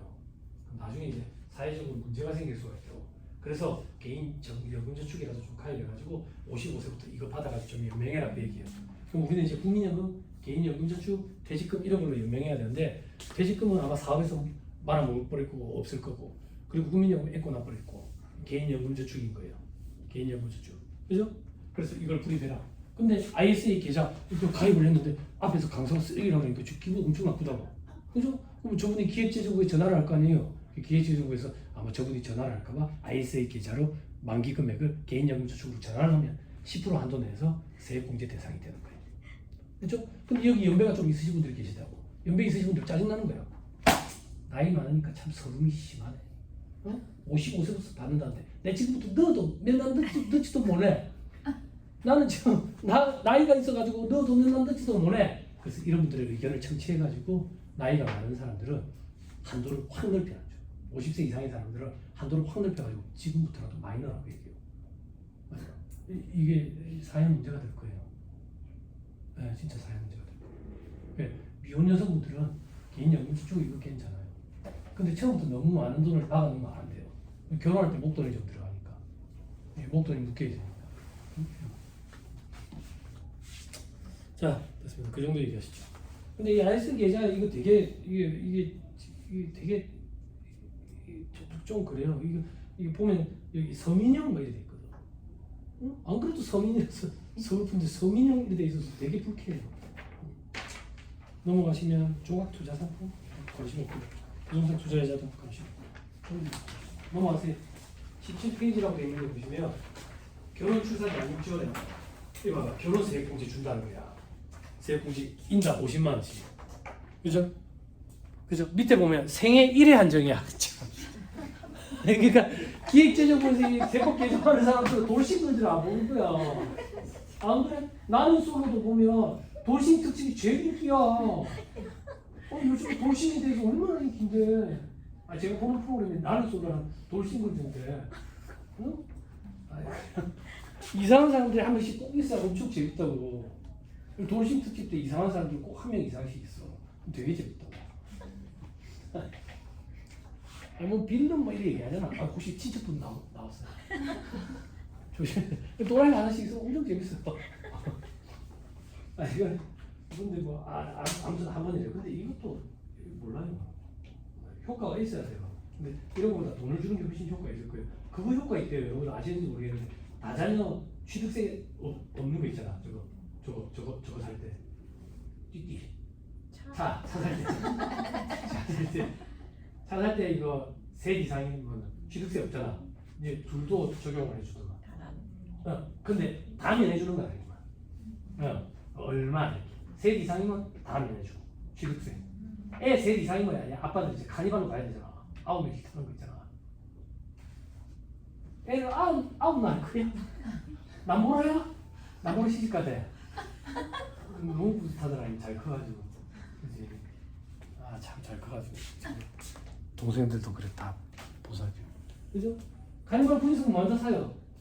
기독교 주세요. 저는 이법 저법 왔다 갔다 해요. 언니들 카니발 구인승 왜 사요? 그렇죠. 사람들 카니발 구인승 안 사는 거예요. 그렇지. 부가세 매입세 공제가 되죠. 그죠? 비용업용 소형 소형차. 비용업용 소형 소형차는 개별 소비세 공사 과세 대상 승용차 규정을 적용하는데 정원 할인 이하의 승용 자동차 그 규정을 적용한다. 그 규정을 적용받는다. 비용업용 소형 소형차 규정을 적용한다. 적용받는다. 이건 구입, 임차, 유지와 관련된 매입세액은 매입세 공제가 안 된다. 그러면 그 규정을 적용을 안 받으면 매입세 공제가 된다. 할인 이하의 승용 자동차니까 구인승은 그 규정을 적용을 안 받아. 안 받으니까 매입세 공제가 된다. 그 규정을 적용받는 차단을 법인세법상 업무용소유자 규정을 적용하고 소득세법상 업무용소유자 규정을 적용하고 그렇게 되는 거야. 방향을 잘 잡아야 돼. 그 규정을 적용을 안 받으면 매입세 공제가 된다. 땀프, 출애라, 버스, 매입세 공제가 된다. 또 경차는 제외지. 경차는 개별소비세법에 이렇게 돼 있다고. 다만 배기량이 1000cc 이내인 것으로서 길이 3.6, 폭 1.6 이내인 것은 제외. 그걸 우리는 경차라고 표현해. 경차는 제외. 방향 잘 잡아야 돼 동생들. 경차는 제외. 경차는 그 규정을 적용을 안 받아. 안 받는다는 얘기는 매입세 공제가 된다. 업무용소유자 규정을 적용을 안 받아. 안 받으면 5년 정액법 강제상각을 적용을 안 받아. 그럼 5년 정률로 해가지고 3년 만에 90% 이상 떨어먹을 수 있는 거지. 응? 길이 가로 길이 그리고 가로 세로 규정만 있고 높이 규정은 없다고. 그래서 실내 공간 확보 차원에서 높지. 괜찮지. 내무진이라 하잖아. 그래서 팍 밀면 넘어지게 생겼지. 그치? 바람 많이 부는 날은 방안 뒤를 타고 혹시 데이트 하시는 분 계세요? 좋은 차 과거에 봤어. 어떤 애기 엄마가 타는데 자전거가 그대로 들어가. 안 젖고 그렇지만 광안대교는 안 돼. 차 얘기한 김에 조금만 더 드릴까요? 저는 원래 이법저법 왔다 갔다 해요. 그래야 여러분들이 정리가 돼요. 특히나 경력 많은 언니들은 법인세 신고해야 되는데 부가세도 올리고 있고 부가세 신고해야 되는데 소득세도 올리고 있고 막 미치거든요. 학자금 비과세 규정 이런 것도 올리고 있어요. 학자는 지금 업무가 가질금인지 여부 판단하는데 비과세 규정을 떠올리고 듣고 그랬다. 정리를 해야 돼. 정리를 하려면 이렇게 이법적으로 왔다 갔다 해야 돼. 그럼 문제가 뭐냐면 카니발이야. 카니발 구인승 많이 사거든요. 기업체 중수들이 카니발 구인승을 사가지고 법이 바뀌었대요. 저도 몰랐는데 썬팅 우리 과거에 썬팅 농도를 찍게 하면 그 벌금 먹고 그랬잖아. 그런 게 없어졌다네. 그러니까 카니발 구인승을 사가지고 안에 내부를 비행기 퍼스트 클래스처럼 구조를 바꾸는 거야. 그리고 썬팅 농도를 찍게 해가지고 고속도로에서 버스 전용 차선으로 달려버린대. 차 안 막히게. 그래서 기업체 중수들이 카니발 구인승을 좀 많이 삽니다. 그런데. 근데 이제 주의해야 될 게 뭐냐면 뉴스 기사 보다 보니까 펠리시드라는 차가 있는가 봐. 우리나라 국산차 중에. 요게 요번에 9인승이 나온 건가 봐. 여러분들 그것도 9인승이 있으니까 조금 주의해야 돼. 또 하나 주의해야 되는 건 뭐냐면 전기차도 있어. 전기차. 이제 시대상이 달라졌잖아. 여러분들 업무용 소형차, 비용용 소형차 규정에 차만 있는 게 아니라 캠핑용 트레일러도 포함되고요. 그리고 오토바이도 들어가요. 오토바이. 그리고 전기차도 들어간다고. 그리고 전기 오토바이도 들어가고. 전기차 이런 거는 규정이 배기량 이런 게 없잖아. 그러니까 전격, 전력 뭐 이렇게 얘기하더라. 몇 킬로와트 뭐 이렇게 따지더라. 근데 제가 드리고 싶은 얘기가 뭐냐면 레이가 장사가 잘 되니까 현대에서 경차를 출시했잖아. 뭐 출시했어요? 유령이잖아. 캐스퍼가 나왔잖아. 옛날 캐스퍼는 유령이 언니들이 좀 도와줘야 돼. 매장가 동생들을 위한 요즘 예도 좀 들어줄게요. 요즘 요번에 그 아파트 난리대 아직 못 들어갔어요. 아파트 때문에 제니가 밀려가 버렸어요. 지금 대세는 블랙핑크 제니 아니에요? 아무튼 그 캐스퍼가 장사가 잘 돼가지고 그러는데 레이가 전기차를 낸 거야. 그래서 캐스퍼도 전기차를 냈어. 전기차를 이제 출시를 지금 했나? 그럴 거야. 출시를 앞뒀는데 전 세계적으로 경기가 안 좋은 거야. 전기차가 잘 안 팔려. 배터리 값이 3분의 1 이상이기 때문에 차값도 비싸거든. 그래서 현대장치에서 어떻게 머리를 돌리냐면 차값을 낮출 수가 없어. 저도 개발비 들어가는 게 있으니까. 그래서 차체를 키워놨어. 캐스퍼 전기차는 소형차입니다. 경차입니다. 그래서 매입세 통제 안 돼요. 확실한 그런 일이 있을까?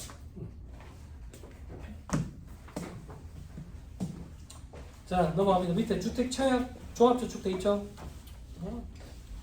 유지하고 계시는 분 계세요? 전 처음부터 안 했어요. 와이프랑 저희 둘은 의견이 맞았어요. 이 생에 1월 때도 없다. 그 돈 가지고 치킨 사 먹자. 밑에 본인에 대한 1세대 주택 특례 적용기가 확대돼 있죠. 요건 원래 있던 규정이에요. 원래 있던 규정. 1세대 1주택 비과세 들어보셨죠? 봐봐, 이 얘기야. 결혼을 할 건데 결혼 전에 주택을 한 개 갖고 있었어. 나도 한 개 갖고 있었다고. 그럼 결혼을 안 한 상태에서 이 주택을 팔면 1세대 1주택 비과세니까 세금이 없어. 근데 결혼을 해버리면 1세대 2주택이니까 세금이 생기는 거야. 그러면 결혼을 안 하고 다들 결혼만 하겠지. 그게 훨씬 더 좋나? 모르겠지만 응? 그래서 이거 결혼을 막는다 그 얘기야.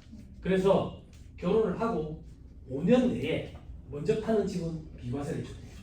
그럼 먼저 파는 집 비과세 적용해줘서 집이 이제 몇 채 남았어요? 한 개, 1세대 주택 또 비과세요. 근데 이 기간을 10년으로 바꿔주겠대. 괜찮나요? 밑에? 집이 있으니까.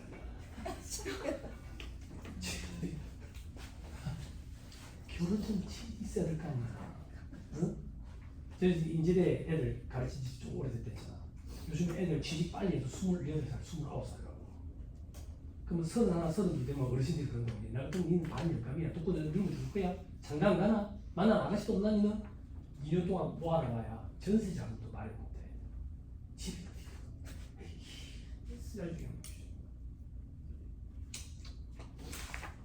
저출생 추세 반전을 위한 대책이래. 결혼 안 하는데 알을 낳아. 그 요즘 상당히 희한하게 돌아가더라.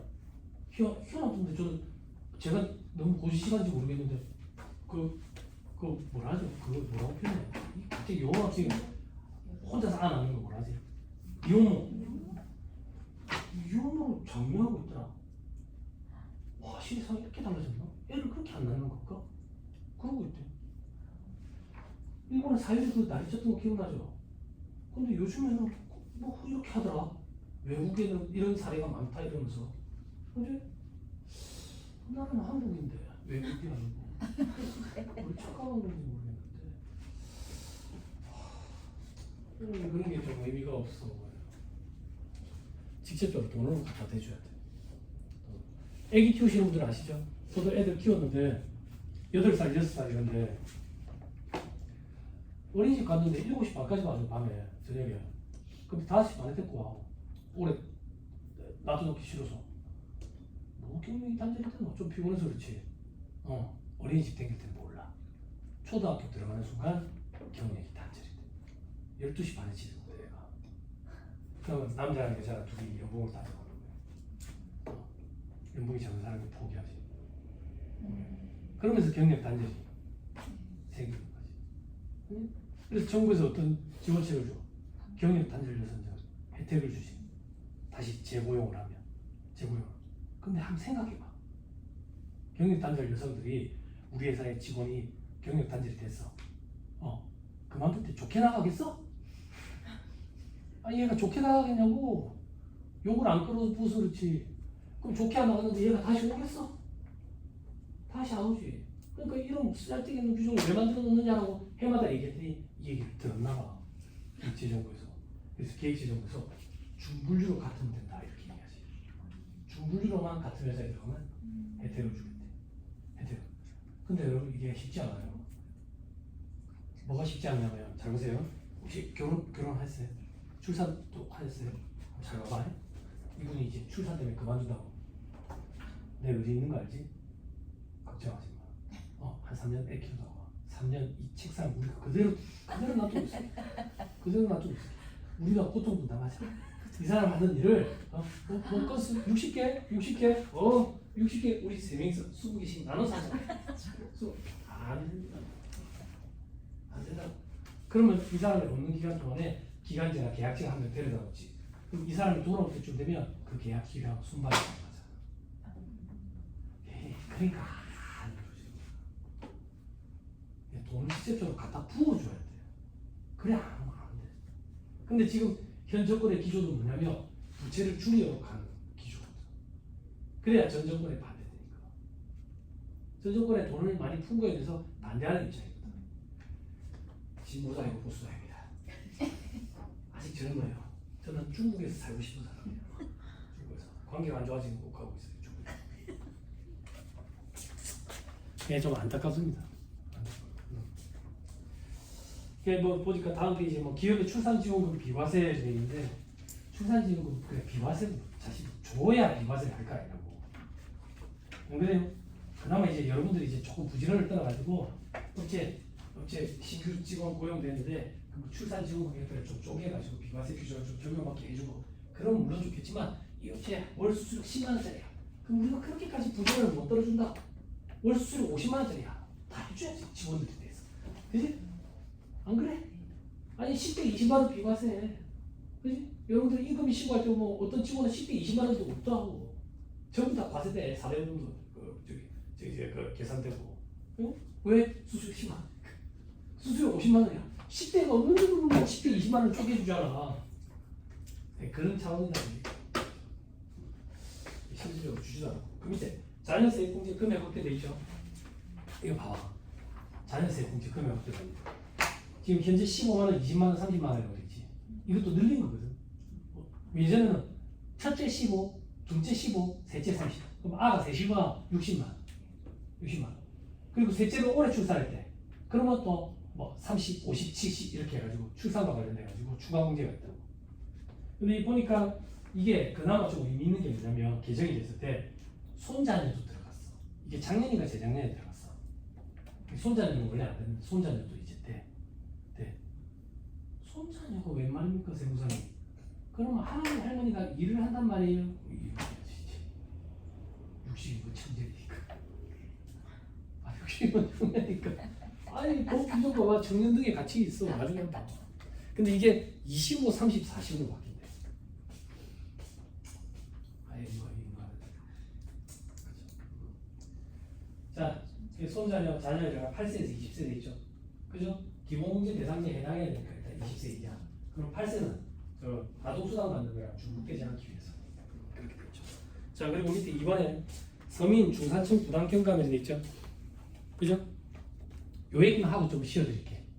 우리 중간에 한번 쉬었죠? 안 쉬었나요? 처음에 쉬고 안 쉬었나요? 알겠습니다. 쉴게요. 쉴게요. 욕하지 마시고. 수영장, 체육 단련장 시설 이용료 신용카드 소득공제 적용 확대돼 있죠. 들어보세요, 여러분. 신용카드 보급을 확대하고 싶은 거야. 그러면 신용카드 보급을 왜 확대하고 싶냐고? 현금 매출 감추는 걸 드러내고 싶은 거야. 이걸 소리 말로 과표 양성화 차원이라 한다고. 과표 양성화 차원. 그럼 어떻게 하면 신용카드를 쓰도록 하는데 현금 매출이 이런 문제가 있지. 내가 이렇게 물건을 사와. 물건을 사오는데 이러는 거야. 현금을 줄 테니까 조금 가지고 있어. 그럼 현금으로 하지. 현금으로. 그럼 이 사람은 현금 매출을 감추지. 그럼 부가세 시고 때도 감추지, 종소세 시고 때도 감추겠지. 이 사람도 내한테 파는 이 물건을 어디서 사올 거 아니야. 그지? 어디서 수초 들은 게 있다고. 매출이 없는데 매입이 있다. 말이 안 되잖아. 부가율이라는 걸 맞춰야지. 그럼 매출을 감추려면 매입도 감춰야지. 그럼 이 사람이 어디서 사올 때도 현금을 하면서 감추겠지. 연쇄적으로 현금 매출 다 감추겠지. 그런 시대가 있었잖아. 지금도 봐. 그렇지. 응? 그래서 이걸 드러내고 싶은 거지. 어떻게 신용카드를 쓰라고 얘기야. 그럼 어떻게 신용카드 쓰도록 하는데 내가 직장인에게 신용카드를 긁으면 소득공제가 되고 이 사람이 사업자래. 근데 주로 최종 소비자를 대상으로 하는 영수증 발급 대상 사업자래. 신용카드 매출점표를 수령하면 신용카드 매출점표를 발급하면 세액공제를 해주지. 부가세법상. 세액공제 어떻게 해줘요? 응? 그걸 모르면 도전한테 잡아먹히는 거야. 안 그래요? 지난주에도 물어보대. 세상에 앞으로 AI가 조금 더 확대되면 뭐 직업이 없어질 거라 하던데 막 이런 얘기 하더라고. 검토하는 사람은 필요해요. 부가세 공제가 되는지 안 되는지 사업 관련성 여부 AI가 어떻게 판단을 해요? 실제 사례예요. 제 거래처 사장이 300만 원짜리 키보드를 산대요. 디자인을 하는 사람이에요. 컴퓨터 세대 넣어놓고 키보드 300만 원짜리 사는데 현금을 해주고 좀 싸게 해준다고 하더래. 그래서 이거 어떻게 할까? 세금계산 받을까? 이런 거예요. 그래서 제가 그랬지. 근데 무슨 키보드가 그렇게 비싸노? 프로게이머가 전자 오르간이에요. 전자 오르간 키보드라고. 그래서 제가 그랬다고. 당신 뭐하는 사람인데 전자 오르간이 필요하냐고. 내가 얘기한 적 없어. 나 직장인 됐는데 키보드 단다이라고. 조금 더 까느라고 현금으로 주고 치워. 그렇죠. AI는 그걸 몰라요. 이 사람이 직장인 됐는지. 응? 사람 손이 무조건 탄다고. 그죠? 단순 작업, 사람이 많이 필요한 작업 이런 게 AI가 다 대체되죠. 그런데 과거에 AI 한참 날릴 때 알파고 AI가 절대 대체할 수 없는 게 있대요. 사람을 절대 대체할 수 없는 거. 뭐? 눈을 보고 경청하는 거. 경청하는 거. 우리는 서비스 정신이 그 수채를 해요. 거래처 사장이랑 화상전 화상전화를 해요. 눈을 보고 경청하기 전 피곤하죠. 그래서 1.3% 해주죠. 그리고 한도는 연간으로 1,000만 원이죠. 연간으로. 그때 1.4% 곱해지는 금액은 부가세 포함된 공급 대가 금액 기준으로 1.4% 연간 한도 1,000만 원. 그죠? 근데 한번 생각해봐. 신용카드 보급이 이제 안정화 단계에 접어들었다고. 어느 정도인데 모텔에 카드 결제 비중이 95%가 넘어요. 응. 모텔 풀준의 공간 다 현금 결제하기 티 안 나게 옛날 사람인 거예요. 대학생들이 시험 기간 때 저기 도서관에 자리가 없으면 모텔방을 빌려서 밤새간다고. 그리고 모텔은 예전에 몸에 그림이 있는 사람들이 장사하고 요즘에는 은행 지점장님 사모님들만 해. 모텔은 건물 장사 땅 장사해. 한 40억짜리 모텔 사가 리모델링 한 10억 해가지고 50억 들여놓고 1년 장사하고 60억이 팔아. 땅 장사라고. 50억 들이는데 대신을 버터 돌려야지 보존을 뽑겠어. 죽을 때까지도 안 될 거야. 응? 네, 모텔은 땅 장사, 건물 장사 시대상이 달라졌다고. 달라졌어. 95% 이상. 대학생들도 카드 다 쓴다고. 그러면 제가 드리고 싶은 얘기는 카드 보급이 안정화 단계에 접어들었으니까 더 이상 카드에 대한 혜택을 줄 필요가 있어요, 없어요? 없지요. 없지요. 그래서 사업주 입장에서 신용카드 매출점유 발급세 공제를 법인은 이제 안 해주죠. 개인사업자는 10억 기준이죠. 그죠? 그럼 반대로 근로소득자, 신용카드 그 사용금액 소득공제 이제 안정화단계에 접어들었으니까 해주지 말자 했다가 반발이 되죠. 유리지갑들 공제 혜택이 그거밖에 없는데 그걸 없애면 어떻게 하냐. 그래서 정부에서 이걸 이용하는 거예요. 이제 정부의 정책 방향으로 어떻게 이용을 하는데 신용카드 공제율은 확 낮춰버렸죠. 15%까지 지금 낮춰줬죠. 그죠? 낮춰버리고 전통시장 활성화시키죠. 전통시장 또 뭐 활성화시키니까 대중교통. 재작년에 들어온 규정 중에 독특한 규정이 있었죠. 또 뭐 공제율이 높아요. 차 좀 먹자. 도서. 그런데 도서랑 뭐가 같이 들어왔어요? 제법 개정된 그 고시생들한테 강의하는데 의의가 없던데. 신문. 혹시 아직도 우리 사무실에 신문 받아온다. 어떻게 해서 또 신문 받아? 신문 가면 아무튼 어이가 없더라고. 거기에 이제 요게 또 들어온 거예요. 수영을 좀 많이. 수영. 우리가 뭐 저 애프터 스쿨의 유희도 아니고 유희 요즘에 계속 수영하고 다니는 거. 그래서 체력단련 차 시설 이용료를 신용카드를 좀 말해요. 아마 그런 게 있을 거예요. 여기 경제를 말해야겠죠. 그런 개인 PT. 그죠? 개인 PT는 왜 그럴 때가 많은데 학원은 면세사업자입니다. 학원은 면세사업자인데 인허가를 받아야 되는 경우에는 면세사업이에요. 근데 학원 중에 인허가를 유하지 않는 학원업들이 있어요. 교육사업들이. 그는 불법이라서 인허가를 안 하는 게 아니라 인허가를 유하지 않기 때문에 인허가를 안 받아도 돼요. 그런 데가 최근에 많이 뜬 데가 헬스장, 저기 필라테스, 요가예요. 이거는 부가세보다 과세사업자입니다. 과세사업자예요. 현금 영수증도 발급 의무 대상이거든요.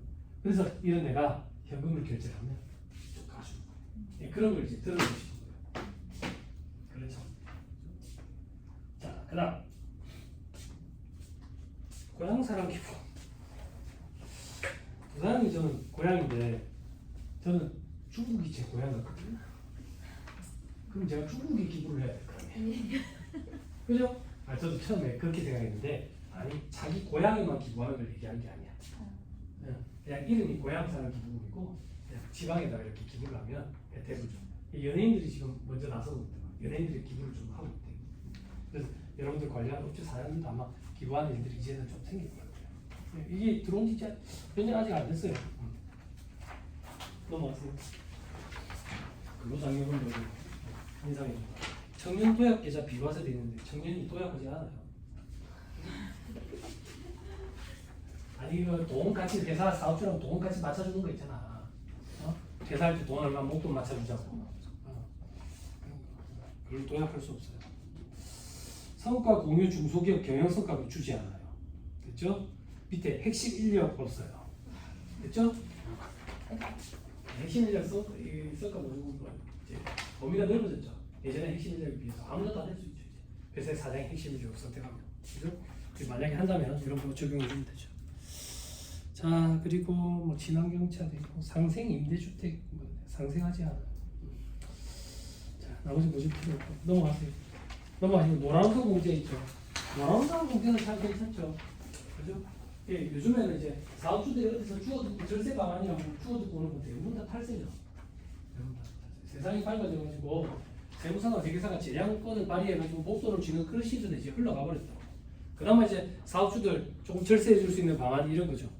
노란우산 공제.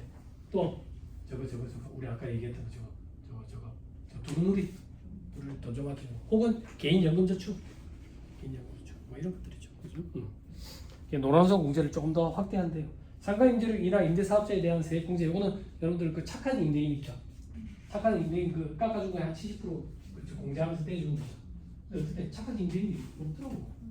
서장훈이가 착한 임대인인지 모르겠는데 없어요. 그 밑에 건설기계 처분이익 사업소득 분할과세 특례 신설돼 있죠. 그죠? 제가 이 규정을 보고 와 건설기계 사업자들이 힘이 보통이 아니구나 이런 생각을 했어요.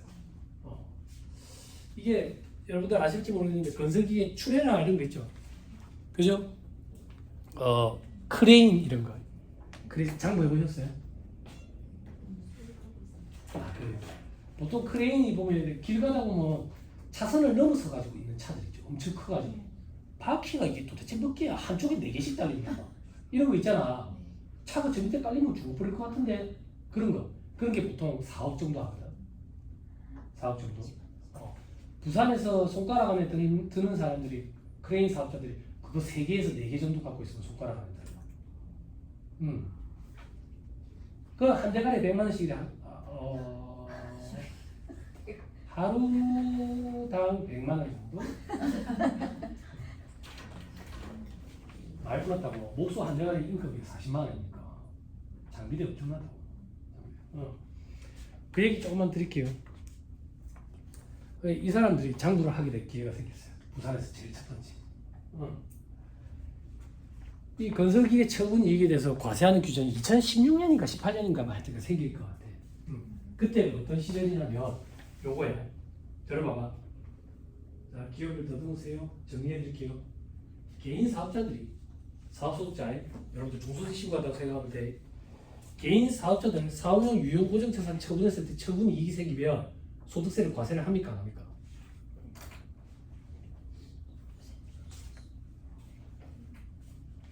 합니까 안 합니까? 한다 안 한다 2개밖에 없잖아. 남들이 예스할 때 노 할 수도 있어야지. 물론 나는 틀렸겠지만 한다 안 한다. 발 들어야 돼. 요만한 발 들어야 돼. 자주 이상하신 거다. 한다 안 한다. 그럼 나를 공사 끄고 훔쳐서 하시고. 개인 사업자 사업용 유용 고정자산 처분 이익에 대해서 과세를 합니까 안 합니까? 기계를 팔았다고 처분 이익 생겼을 때 과세를 해야 해요. 처분 이익에 대해서 과세를 한다는 얘기는 처분 손실이 있으면 경비 처리가 된다는 얘기지. 그래서 처분 손익에 대해서 과세한다 안 한다 이렇게 얘기해요. 해요? 해요? 해요? 옛날에 안 했는데 해요? 안 해요? 아무 말 안 했는데 아무 말 안 해야지. 복식품인지 구분해야지.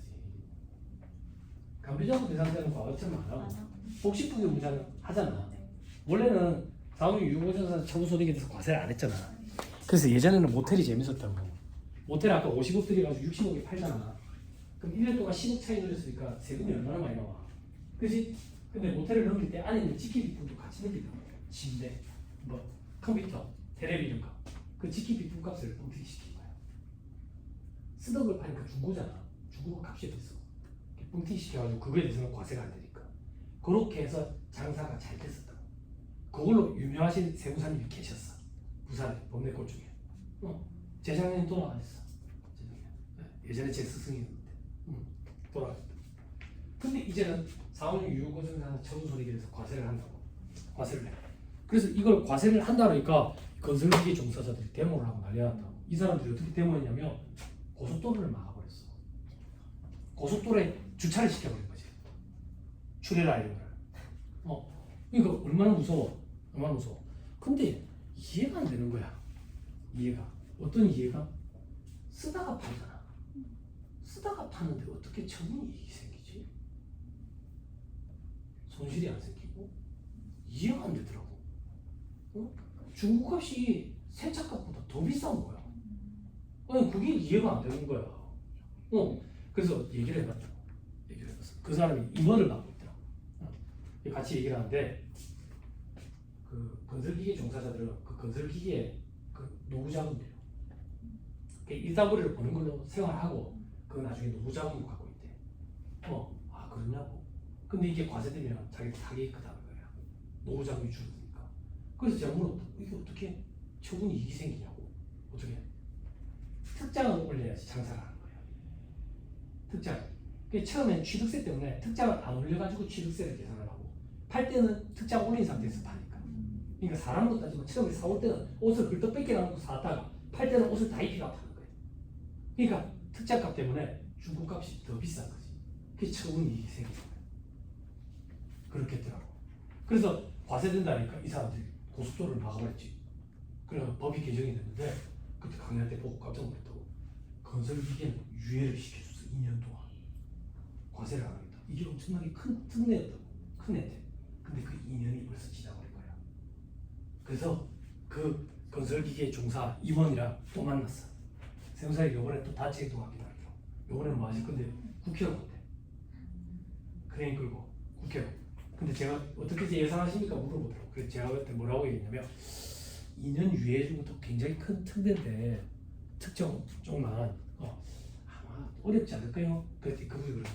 안 그래도 그걸 받아줬던 기획재정부 담당자가 문책성 인사발령이 나버렸다.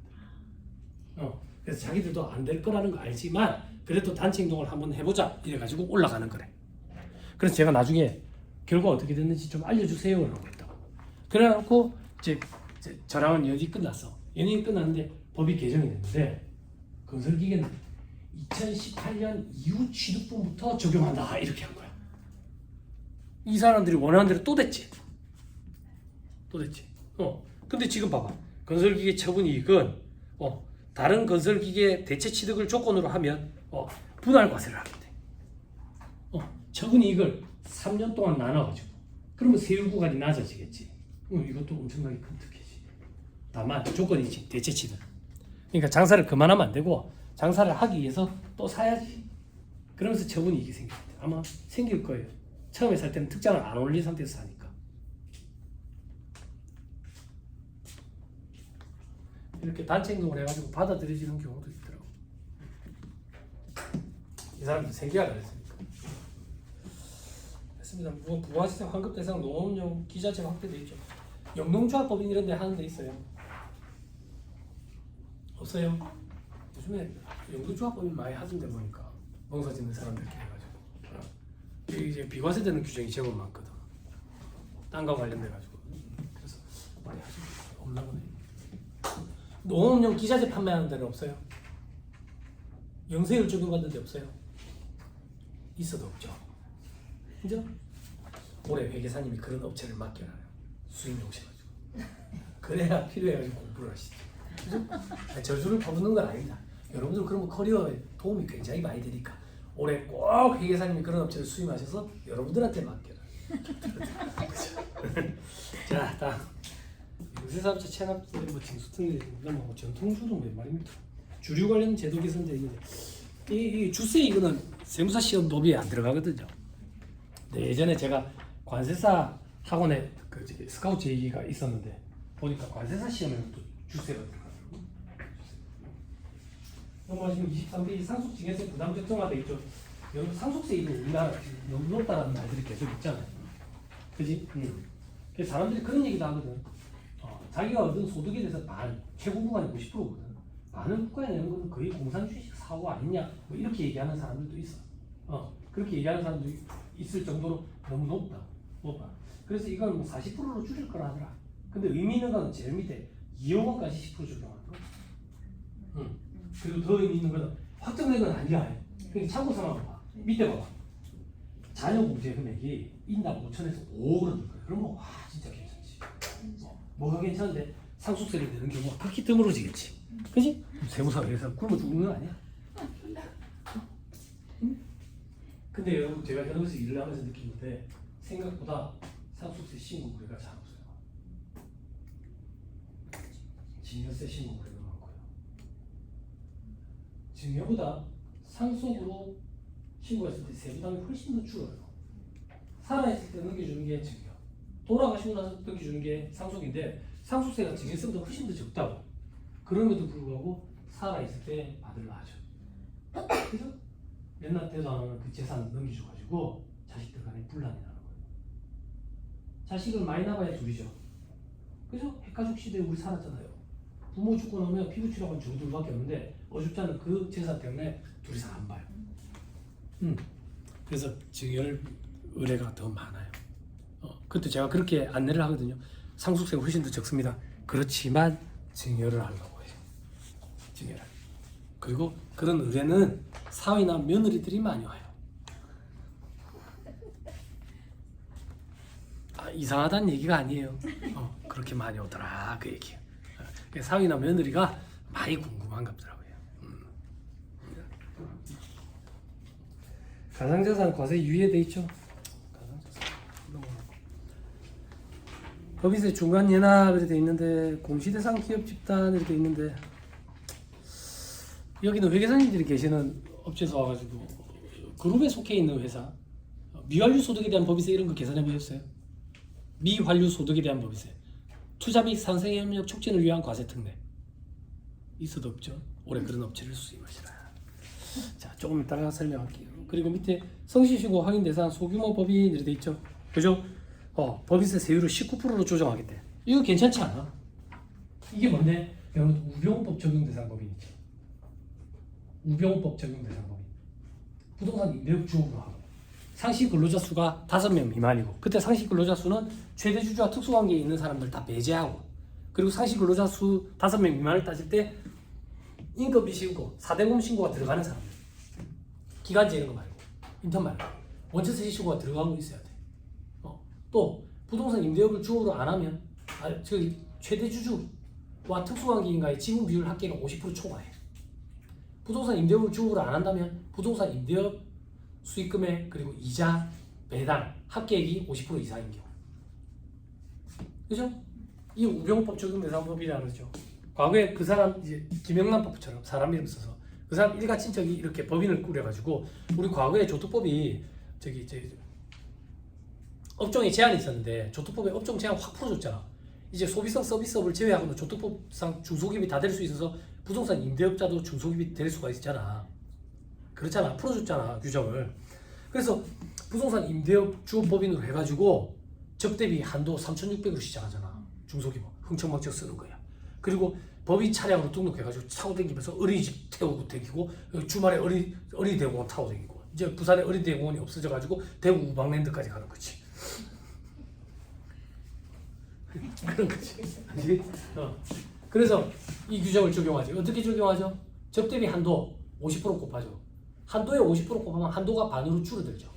또 업무용수증자 규정 적용할 때 어떻게 하죠? 운행일지 안 쓰면 1,500만 원까지는 인정되는데 얘들은 500만 원만 인정이 되죠. 그죠? 또 감가상각비 한도가 연 800인데 얘들은 400만 원만 인정이 되죠. 그죠? 또 어떤 불이익을 주죠? 법인세법상 성실신고 확인 대상 사업자의 범위에 들어가죠. 그죠? 그랬을 때 최저 세율, 우리 지금 세율이 10, 20, 22, 25%에서 1%씩 까가지고 국제적으로 경쟁력을 갖추겠다 해가지고 했는데 1%밖에 안 낮췄죠. 9, 19, 21, 24 이렇죠. 그죠? 그 규정에 9% 규정을 없애고 다시 9%로 바꿔버려요. 훨씬 더 무겁게 과세하는 거예요. 무겁게. 됐죠? 성실은 또 얘기해 줄게요. 자, 밑에 종업원 할인 금액에 대한 근로소득 비과세 기준 마련돼 있죠. 저는 이런 건 바람직하다고 봐요. 이게 뭐가 바람직한데, 이마트에 보면 여러분, 이마트 직원들 상대로 할인해 주거든. 만약에 예를 들어 꼴에 갈치가 먹고 싶은 거야. 비싼 갈치가. 제주 생갈치가 먹고 싶다고. 생갈치. 제주 생갈치 사오면 2만 원이 나요. 2만 원. 토막 보니까 한 마리도 채 안 될 것 같아. 2만 원짜리 하나 샀다고. 근데 이 사람이 내 앞에 줄을 섰는데 이 사람도 갈치를 샀어. 뭐야? 갈치가 이만큼이면 랩 봉지가 터질 것 같아. 근데 10,000원에 돼 있는 거야. 뭐야? 수입이야? 제주도 생갈치래. 뭐야? 뭐긴 뭐야? 이마트 직원일 거야. 이마트 직원. 불쾌하잖아. 불쾌해서 마트에서는 이런 직원들이 쇼핑할 수 있는 시간을 정해놨어요. 제 기억이 맞으면 지금도 아마 30분이지 않았나 싶어요. 저녁 시간대에 정해놨다고. 위화감 문제 때문에. 위화감 문제. 그럼 봐봐. 지금 이 직원이 갖고 간 갈치는 10만 원치 돼. 근데 10,000원만 받았다고. 왜 10,000원만 받았겠어? 예뻐서? 왜 10,000원만 받았겠어? 그러면 회사에서 9만 원을 대주거나 마찬가지잖아. 왜 9만 원을 대줬겠어? 예뻐서? 앞으로는 9만 원치 이상 빼먹겠다. 아니 우리가 좀 빼먹겠다는 얘기 아니야. 그죠? 아니 현대자동차가 보면 제가 잘은 모르지만 직급 연차에 따라 가지고 몇 년에 한 번씩 할인 혜택을 준다며. 제일 많은 30%까지 할인해 준다며. 만약에 제네시스 1억짜리라고 생각해봐. 그럼 30% 할인해 주면 7천만 원만 받는다는 얘기잖아. 그럼 다시 얘기하면 회사가 3천만 원을 대주겠다는 얘기잖아. 회사가 그 직원한테 왜 3천만 원을 대줬겠냐 이 얘기야. 예뻐서 한 5천만 원씩 떼먹으려고 그래. 니를 앞으로 빡세게 굴릴 거니까 그거에 대한 반대로 풀어주겠다 그 얘기야. 근로 제공이라는 반대로 풀어주는 건 뭐예요? 근로소득이죠. 인건비요. 인건비. 그럼 근로소득 과세를 해야 될 거 아니에요? 근데 이게 기업체마다 중구난방이었어요. 어떤 데는 과세를 하고 어떤 데는 과세를 안 하고 기준이 딱 명확하지가 않아요. 제가 알고 있기로는 과세를 안 하는 걸로 알고 있어요. 근데 저는 근무하시는 그런 공시가 됐죠. 그죠? 사무직이었거든. 항공권 할인 혜택이 있어요. 편도로 18장 공짜. 국제선은 90% 할인. 10%만 내면 되는 게 36장. 그리고 50% 할인되는 건 무제야. 무제. 뭘 뭐야? 새벽 5시 집에 가 7시 20분 출근하는데 집에 왔다 갔다 비행기 타고 다니니까. 응? 있으면 안 하는 혜택이라고 못 타고 다니니까. 그런데 그건 근로소득 과세가 됐었어요. 그 혜택이 있다는 걸 알자마자 아버지 모시고 중국을 갔거든. 중국을 90% 할인받고 10%만 했을 거 아니에요. 90% 할인 금액이 5배 있다. 연말정 사람한테 깜짝 놀랐어. 내 연봉이 이런가? 깜짝 놀랐다. 근데 난 10%만 냈잖아. 그 10% 금액이 내가 낸 금액이 동방항공 에어차이나 타는 것보다 비싸. 그래서 웃긴 게 아시아나항공, 대한항공 직원들은 동방항공 에어차이나 타고 중국 놀러 간다잖아. 이게 중부담방인 거야. 근로소득으로 잡히고 여기는 근로소득으로 안 잡히고. 그러면 이게 소송이 안 갔느냐? 소송까지 갔다고. 대법원 판례에 뭐라고 되어 있냐면 사회통념상 타당한 범위 내의 할인 금액이면 과세를 안 해. 그 사회통념상 타당한 범위 내의 금액이 얼마인데 그런 게 없는 거예요. 없어요. 근데 이걸 만들겠다잖아. 20%.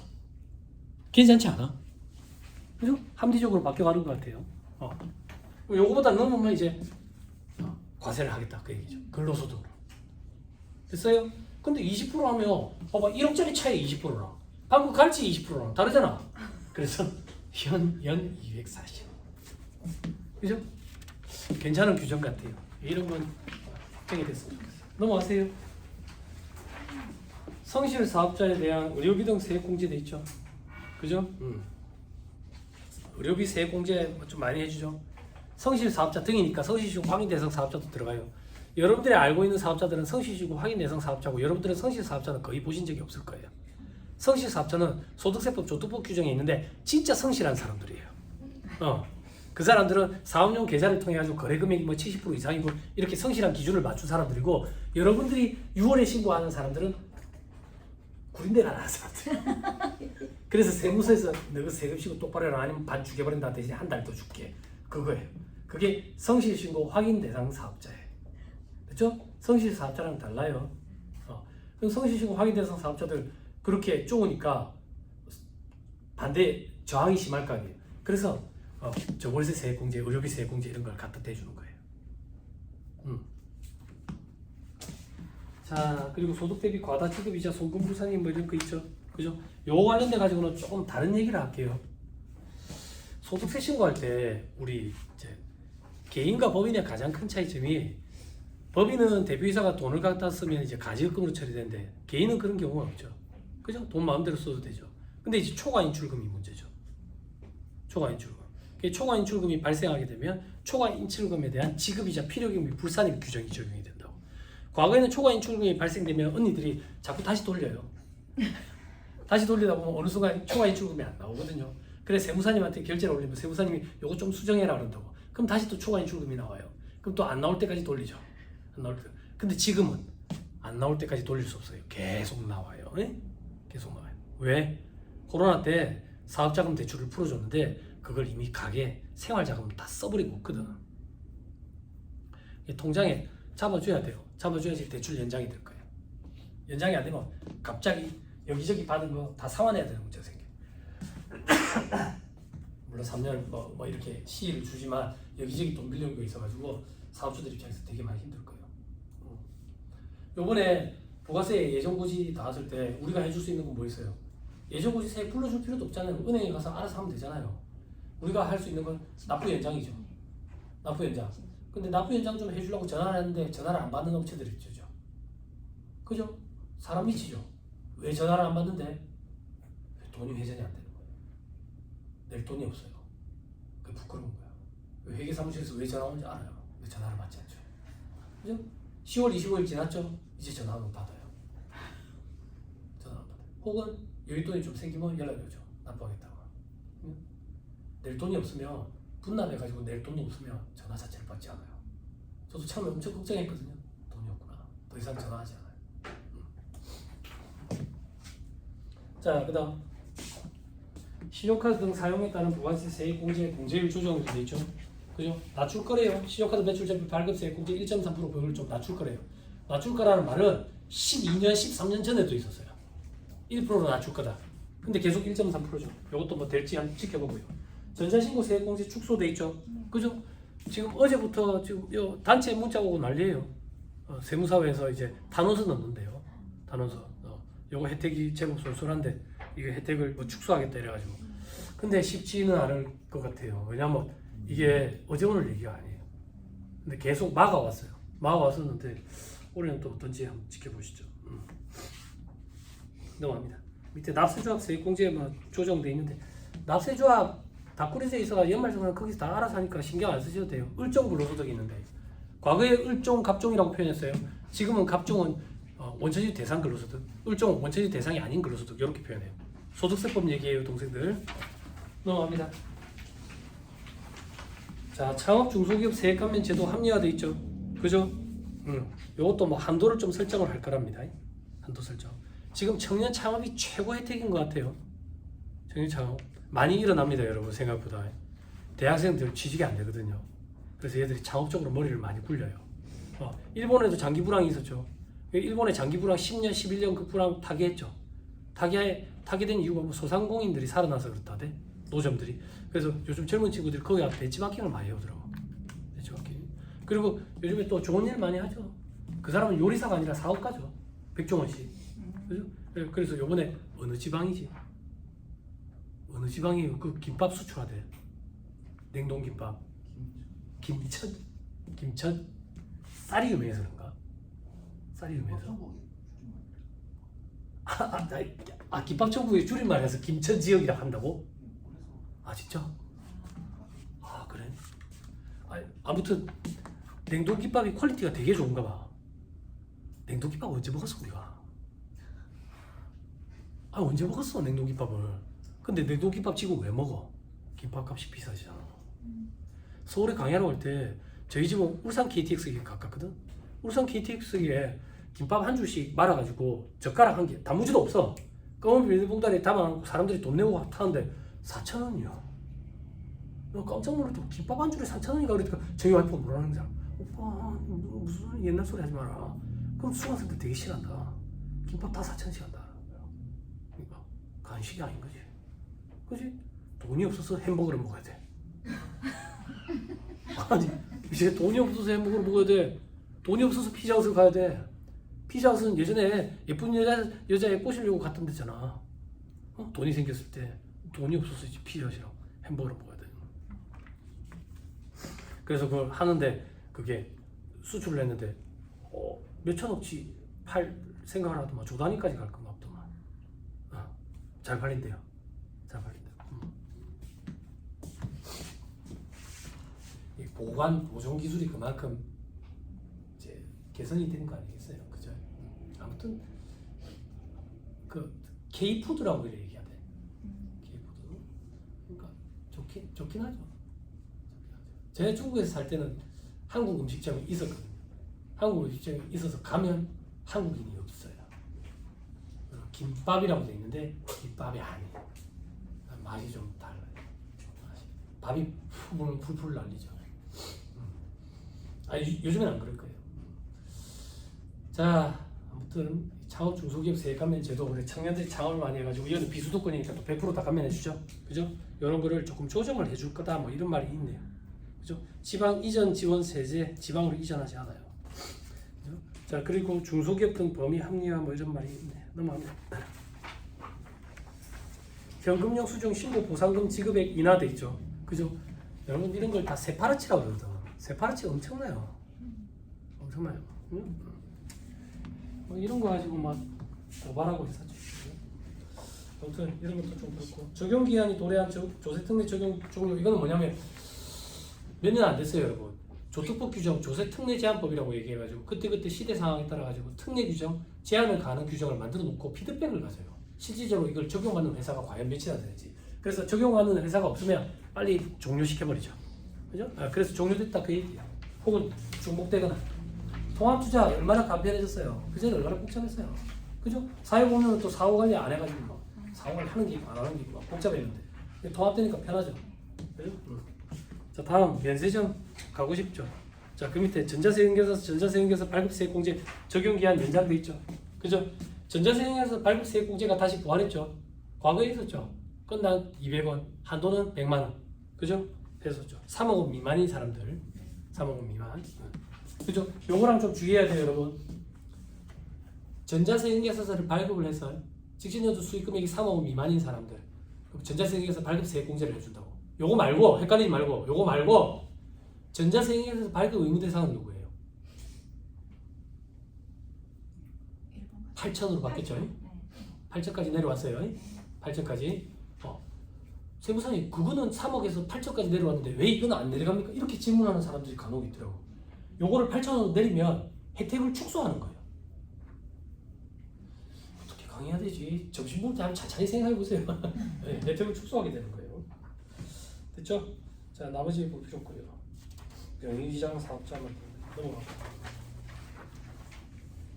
외국인 직업운동가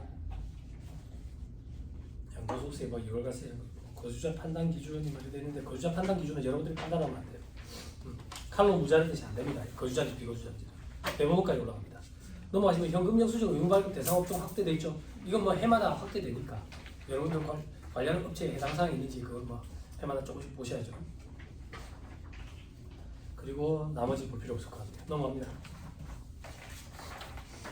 납세자 편의 제고에 전자기부금 영수증 발급 활성화. 기부금 영수증도 뭐 전자로 끊어주고 하니까. 그죠? 만약에 예를 들어가지고 우리가 몸으로 때우는 기부를 했다. 태안밤도 기름이 유출됐을 때 기름 닦으러 갔다. 일당으로 계산해가지고 하루 일당 5만 원 쳐줍니다. 8시간 기준으로. 그럴 때 기부금 영수증 전자로 끊어주고 막 이래. 밑에 해외 직구 통관제도 개선돼 있죠. 해외 직구는 뭔데? 제가 한번 해보고 싶은 그게 해외 직구죠. 그죠? 통관제도로 개선을 한답니다. 그죠? 그 뭐지 그거? 알리, 테무야 그거 뭐라고 읽어야 돼? 둘 다 중국 업체예요. 알리바바는 뭐야 그러면? 몰라요. 네, 됐습니다. 그 금액 보면 처음에는 사기인 줄 알았네. 금액이 원 단위까지는 너무 작아서. 그죠? 근데 너무 싸지. 근데 물건을 받아보면 그게 쌀만하지. 물창고 국내에 들어갑니다. 우리나라에. 로켓 배송하라고. 무섭죠. 자, 그 다음 33페이지에 납세자 권익보호 해외 금융계좌 신고 의무 제도 합리화되어 있죠. 요거는 혹시나 여러분들 업체 사장님들 해당 사항이 있을 거예요. 해외 금융계좌가 있으면 신고를 해야 돼요. 이게 저도 이런 경우가 있었는데 어떤 경우에 이게 이제 드러나냐면 해외 금융계좌가 있는 걸 국세청에서 포착을 해가지고 종소세를 과세한다고. 금융소득 종합과세로. 우리나라 국세청에서. 우리나라에 있으니까 거주자니까. 그래서 이렇게 포착이 되는 경우가 있더라고요. 신고를 해야 돼요. 해외 금융계좌가 있으면. 근데 어떤 경우에 이런 경우들이 생기냐면 이제 정년을 다 못 채우는 거야. 기업 측 임원이라고. 그럼 우리 1차 도급, 2차 도급 가면서 이제 또 몇 년씩 연명하지. 그러다가 연명 못하면 회사에서 딜이 들어와. 올해까지만 하고 그만둘래? 아니면 해외로 나갈래? 해외로 나가면 몇 년 더 연장해줄게. 지점작급 뭐 이런 식으로. 공장작급 이런 식으로. 베트남 이런 데, 오지 이런 데 보낸다고. 보내면 이 사람들이 이제 먹고 살 길이 묘연하잖아. 막막하니까 거기서 막 고민을 해. 어떤 고민을 하냐? 거기서 월급 받는 거 있잖아. 월급 받는 걸 거기 통장 개설해가지고 박아준다고. 왜냐면 우리나라 제로금리 시대에 중국이나 베트남이 금리가 더 세서. 그래 거기다 박아주는 거지. 박아주는 거지. 그래 박아뒀는데 박아둔 이유가 거기에 그냥 눌러 앉으려고. 근데 자식들이 눈에 밟히고 뭐 사정이 여의치 않아서 다시 한국에 들어오게 된다고. 근데 그 금융계좌를 와이프 명의 계좌로 파는 거야. 그래서 들고 오지를 못해가지고 해외에 나가야 되고 막 그런 일이 생겨. 그럼 자기 명의로 다시 옮겨야 되거든. 그럼 한국에 들고 들어왔을 때 징역세 과세 문제가 생길 수도 있고 막 이랬다고. 그런 일들이 좀 있더라고. 자, 그래 해외 금융계좌가 있으면 신고를 해야 된다. 자, 나머지는 볼 필요 없어요. 그 정도 보시죠. 시간이 조금 많이 오버됐죠. 잠깐 쉬었다가 또 얘기를 한번 해보시죠.